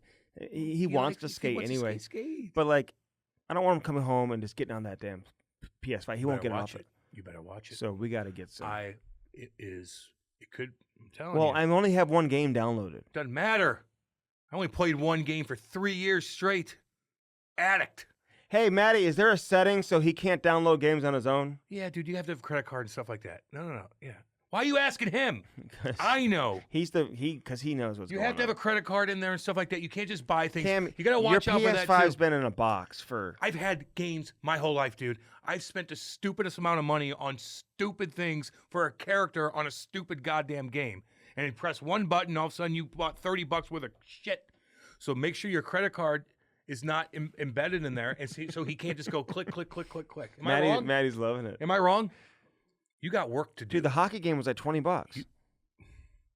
because it was because the new one's coming out in a few yeah. months. No, it's going to be $80. Well, for new games. we'll have the $20 one for a while. Yeah, but all his buddies are going to be playing the new one. So if he wants to get connected with everybody online, it's going to be the new game. Oh. Well, maybe you Better, can. you got work to do. Buy him something, dude, You for got- his birthday. You got work to do. I should have taken money out of your check for. You got work to his do. birthday. You better keep an eye on him. Okay. He's down there all the time. Oh my Where's God. he at? He's playing video game. Where's he at? Daddy, don't talk to me. I'm talking to my buddy. You better put your foot We down. don't have the headset yet. You better put your foot down. He only has one controller. I can't even play You better against put your him. foot down. How much is a new controller, Maddie? It's $100. Expensive? Yeah. Maybe more than that. $200? $100. 100 for a controller. Everything's expensive. Damn, dude. They get you. They'll When I was getting video They'll get games you. back in the day, they were giving you 2 controllers. Yeah, it probably tagged on to a certain thing that you did, that you had. You're going to have to buy an extra controller. You're going to buy a headset. He's going to Oh want that. my He's going God. to want other games to download. Does the headset come with the microphone? You better watch yourself, Andy. With what? With him being addicted to the Okay, PS5. well, I'm not going to give it to him. I'm then. dead serious. I'm not going to give it to him. Hey, happens all the time. Daddy can come have it That back. happens all the time. So just make sure it's at night. He gets an hour after he's done with all his stuff. So he has to earn it. Your grades are bad? I'm putting that thing away for a month. Do I got to come over? Okay. Do I need to come over? Maybe. And Chloe's boyfriend? It's going well. Is he over when you're not around? No, you really. You better wake up. You really No, embellished you that better story. wake up. You better wake up. My God. You really. Everybody's running his show. They're running his show at his house. You really. You better wake up. You really embellished. No, I didn't. No. You told me the story. That's. And then I had to think about it a little bit longer. And then other people were texting me. They're like, what is Andy doing? I go, I got it. They weren't boyfriend and girlfriend at the It time. doesn't matter. He's at the house With three with other girls. And my kids. At 14 and years Ivy old. and Ty. Oh, what are they going to do? Did you hear Ivy sing? Oh, God, that was so cute. Oh, God almighty. How's I her? did twice. How's her voice? She sounded beautiful, dude. Little Ivy. You did cute little. twice. I swear to God, listen to it. Like good voice, eh? Beautiful. I think we She want to looked get her cute, involved man. in She's like getting older. Muni kids and stuff. Get her like in that. all that, you know. She looks so gosh dang cute, man. She's a good kid, Yes. you know. Just remember that when you're always hanging out Laurie with Ty, asked me on the beach you know. if you're gonna have any kids. Dude, I'm blowing loads in Kate left and right. I don't know what me to do. I don't know what you want me to do. I don't know what you What do you want me to do? Oh my God! Well, it's What do you not, think I'm using a condom? I don't. Maybe. I didn't use too many of those back then. I just didn't. Um, It didn't feel good. one thing about Robbie, Great guy. White teeth. Hell of a hockey player. Great defensively. great vision. He's a winner. He's a good leader. Will he wear the C eventually? Maybe. But he's Huh. always going to have an A on that jersey. How big are his legs? Big old legs on him. God, I saw them. I'm like, God dang, boy. I was waiting for you to evaluate. I did. I go, let me see your legs. And his He showed hair. me. He showed you his Showed his hair. He's like, I didn't know I was that good looking. I like to pump people's tires up. Yeah, no. You know, Great guy. he's a good dude. We'll get I more and hope I more. didn't scare him. We'll get more and more people here in studio. By the way, Patrick Maroon, did I say that earlier? He texted wants me. to play another. He just texted me. Year, what do you I go, say? when you coming in next week sometime? I go, good. I want you on. What do you Let's say? get his ass on. Okay. Well, go ahead and do that. When First Forum and you firstforum.com. get back. Firstforum.com/Cam and Strick. Use our link and only our link. Cam gave his Cam favorites, 5 favorites. We'll have Brody make a little graphic of that. Let's put it on Instagram. Cam's favorite 5 things Totally. from First Forum. Cool. Firstforum.com/Cam and Strick. God, these energy drinks get you god He's drinking dang going. energy drinks during the show now, God. and now he's just going I crazy. can lift things up right now. If I wanted to, God, What if Andy, I what could if grab a car was like stuck on top of a baby you. right I now? could probably lift that son of a Okay, bitch. because of that. Yeah, like if I Yeah. needed to grab somebody. Yeah, that's what happens. Or protect you, Yeah. I could right now. I could lift a lot of things right now. I've never been healthier. You look good. Yeah, never been healthier Yeah. because of First fire. I've dedicated my life to First Form. Yeah, you are first form. Some people dedicate. I am First Form. Some people dedicate their lives to other things like. Oh, dude, the other day, Mhm. I said something on the radio, and I kind of put my partner who works for the Cardinals in a jam because somebody asked for tickets for Jim. I go, yeah. So I read it, and he's like, oh, God, you're opening the slippery slope. So all of a sudden, everybody's asking me for stuff. I want this, I want that. You know how many people ask me for a certain thing with First Form? Oh, I'm sure. They asked me, can you hook us up with the First Form party tickets? Oh, Summer Bash? Summer Bash. SummerSlam. I go, whoa. They got this badass bash. They hire an unbelievable band, whether it's Chainsmokers or Nelly or whoever it is. It's a big dog. I had more requests to get into that party than anything else. Tickets to this, to that. They want that. I'm like, you better look good. Mm-hmm. You walk into that party bash, baby. Andy and I look like jackasses because we had like long pants on. We look goofy. Yeah. Everybody's just cut up. The women are beautiful. Everybody's in shape. Everybody thinks the same mindset. Work hard, feel good, all that. So it's pretty cool, man. But there's so many requests. They want to go to that First Form party bash, and I'm like, I don't blame you, man, because that is a damn good time. Right. Damn good time. Okay, well, thanks for sharing that, Cam. Well, you're welcome. And don't be giving away free stuff. I mean, they got to register and use our link, and then Dude, I'm not hooking them up. It's all a farce. yeah, I'm use like, our I'm link. not hooking Use our anybody link. up. I don't ask other people for favors, man. No, firstform.com/Cam and Strick. Hat launch. Hat launch, let's go. Get yourself a hat, man. Customize that hat today and get it tomorrow, probably. That quick of a turnaround. Oh, they work fast. Yes, they do. Follow them on Facebook and Instagram. Great content, too. Yeah, Like, absolutely. they got like great stories and stuff out there. Yeah, follow all of us on Facebook, Yeah. Instagram, Twitter, Everything. all that kind of stuff. Yeah. YouTube. Download the YouTube or subscribe on YouTube. Watch us. You could watch us and stuff like yeah, that. always subscribe. Yeah. Hit that subscribe button. Leave a message and stuff like that. Yeah. Illinois Recovery Center, Cam. IRC right there in Swansea, Illinois. Don't wait. Do not wait. Mm-hmm. Don't do it. They'll take care of you. Just get it done. Get the ball moving. And all of a sudden, a month later, he's going to If come out a you new need to man reach or a new out woman. to find out how you can contact them directly, do so. Yeah. Reach out to either one of us. Yeah. Yeah, we'll Chrissy Panov will answer your call. Yes, you will. Eric Conley will answer your call. Answer your call. Damn right they will. Mhm. They want to help you. And if you know legitimately. somebody who needs help, but you don't know how to approach them and you need some counseling on that, hey, Ask then me. ask Chrissy and Ask me too. and Eric man. and I Ken. get it all the time. I go, how do we take the next step? Yeah. He's not listening to me. I'll explain it to him. Yeah. You know what I mean? Bellman and Bellman.com, Cam. At Bellman, you get no Swing what? dicks. None of that shit. But you do get Buick GMC Yeah. on one side of the street, Chrysler Dodge Jeep Ram on the other side We of got the street. options. Troy, Missouri. Sushi and flavored water. Listen while you wait, no problem at all. Best customer service you'll find anywhere. And the greatest people, they support. They love the game, and they support man. hockey. They supported us from the get-go, Yes, dude. they're our They're OGs, the OG, man. baby. We love you guys. Dale and Kenny and who am I missing? Danny Boy, Danny boy, what's up, Danny, the big dog? the big dog. You kidding Danny, me? what's up? Dan Bellman. Get back to work, Kenny. All right, all y'all. We love you guys, subscribe, man. Love all y'all. Thanks for Peace listening. out. As always, to the Cam and Strick podcast, baby.